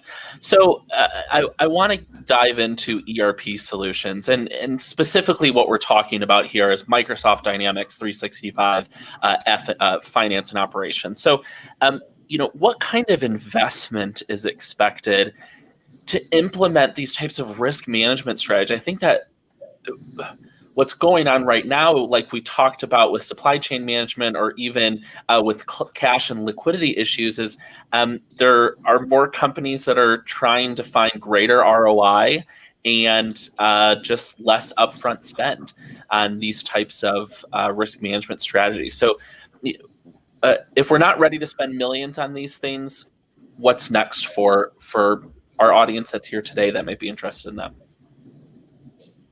Joe, I'll start with you.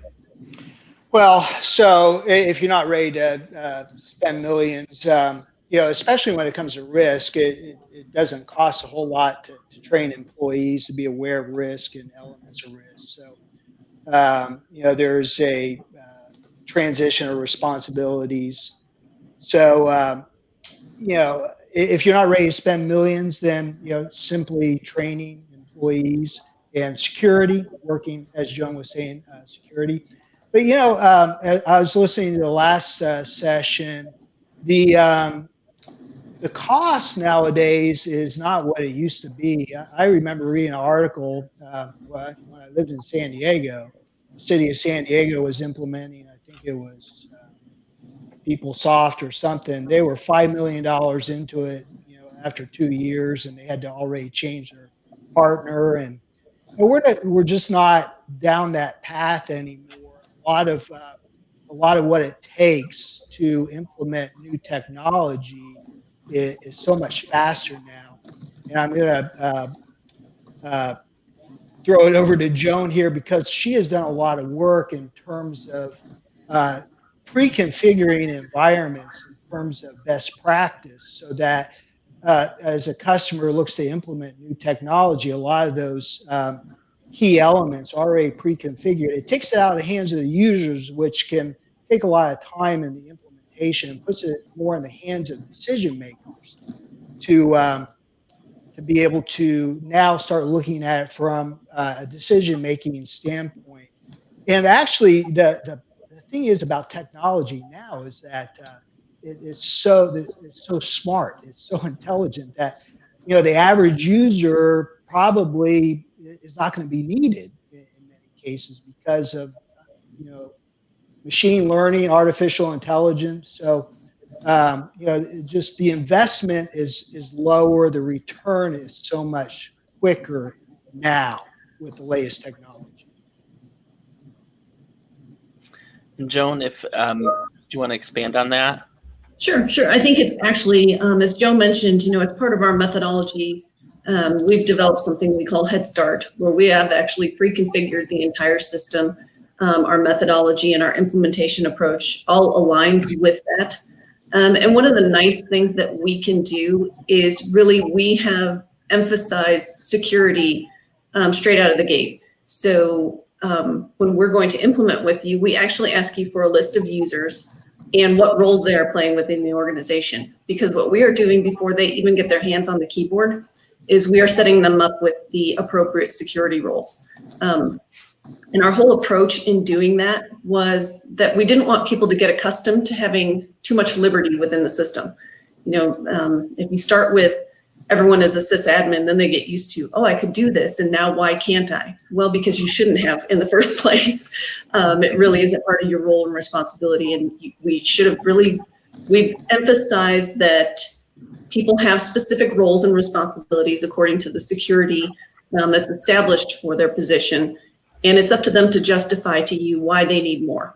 And so we're really placing that hands back into the steering committee to say, is this appropriate for them? Should they be able to do this? We don't want people to get accustomed to something that really is not within their realm of responsibility.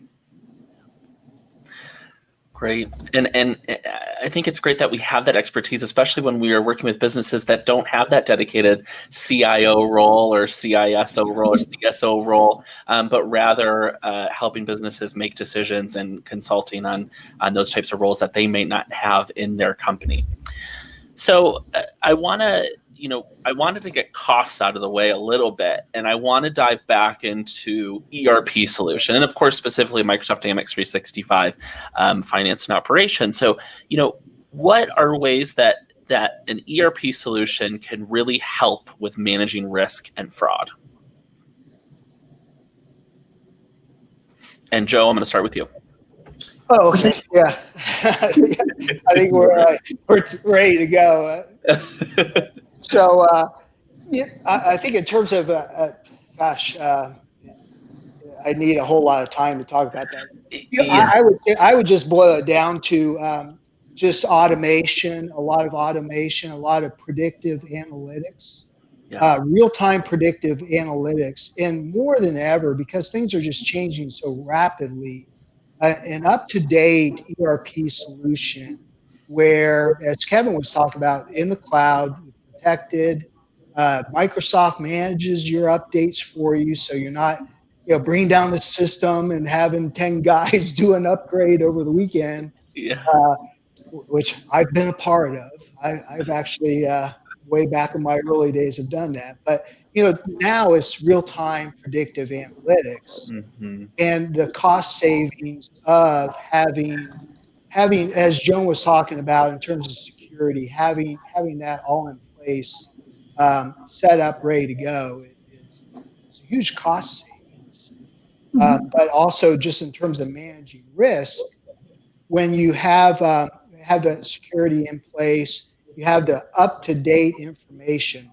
For instance, with the customers now, Microsoft has technology that they've rolled out that it has predictive payments. So your customers, when you're looking at your customers' AR, it'll return predictive payment information.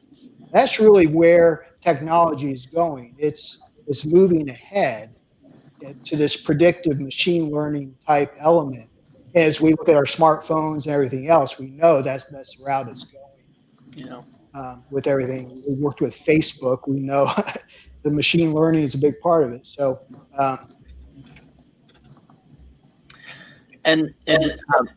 Oh, go ahead, Joan. Go ahead. Oh, sorry. I thought that you had started speaking. So one question, we're getting to the end here, and I really wanted to ask this question because it kind of sums up, maybe some stopgap measures that we'd be able to take. And Kevin, I'm going to come to you. What about this cyber liability insurance? Is that worthwhile?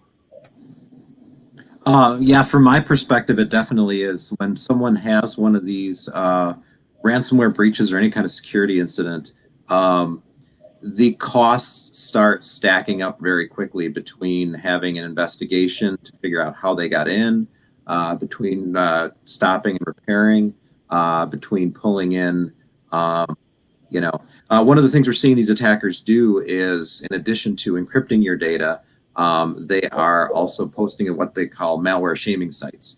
And so within a day or two of you getting the attack, they've disclosed out to the general internet that you've been attacked, and here's a bit of your data and more of it is coming. So in addition to dealing with the hack, you're dealing with public notifications, dealing with attorneys. again, all that adds up, and the cyber liability insurance, makes that process a lot easier to know that you have that. And they also provide some of those, a lot of them will provide a breach coach to help you through a lot of that. So if you aren't really ready and prepared, they're kind of holding your hand a bit through it. Or someone like Sikich can also, be that kind of, we do forensic incident response, will be that coach of what next and who to reach out to and things like that. Great. Well, excellent. I don't have any more questions for you, and we are just coming up on time. I know that we could spend about 4 more hours on this topic, of course, but we will spare everyone today on this beautiful Thursday. We're going to go ahead and wrap up the summit for today. I want to thank everyone for joining, and I know my colleague Nicole Adams would also like to thank everyone. Yes, I would. Don't forget to grab your copy of our free ebooks down at the bottom of the live stream page. We have a lot of content there that takes a deeper dive into some of the topics that we've discussed today. I'd also like to take a few moments to just thank the team who made this possible today. So I want to thank you, Nayeli, for manning the chat and for doing a lot of some of the behind the scenes things. Our production manager, Ryan Olson, and last but certainly not least, Michael DeGeeter, here, my co-host here, who has done an excellent job just putting this whole conference together. So thank you, team. Oh, well, absolutely. I want to reiterate that very quickly. Thanks to Ryan, thanks to Nelly, thanks to Nicole. Really appreciate it.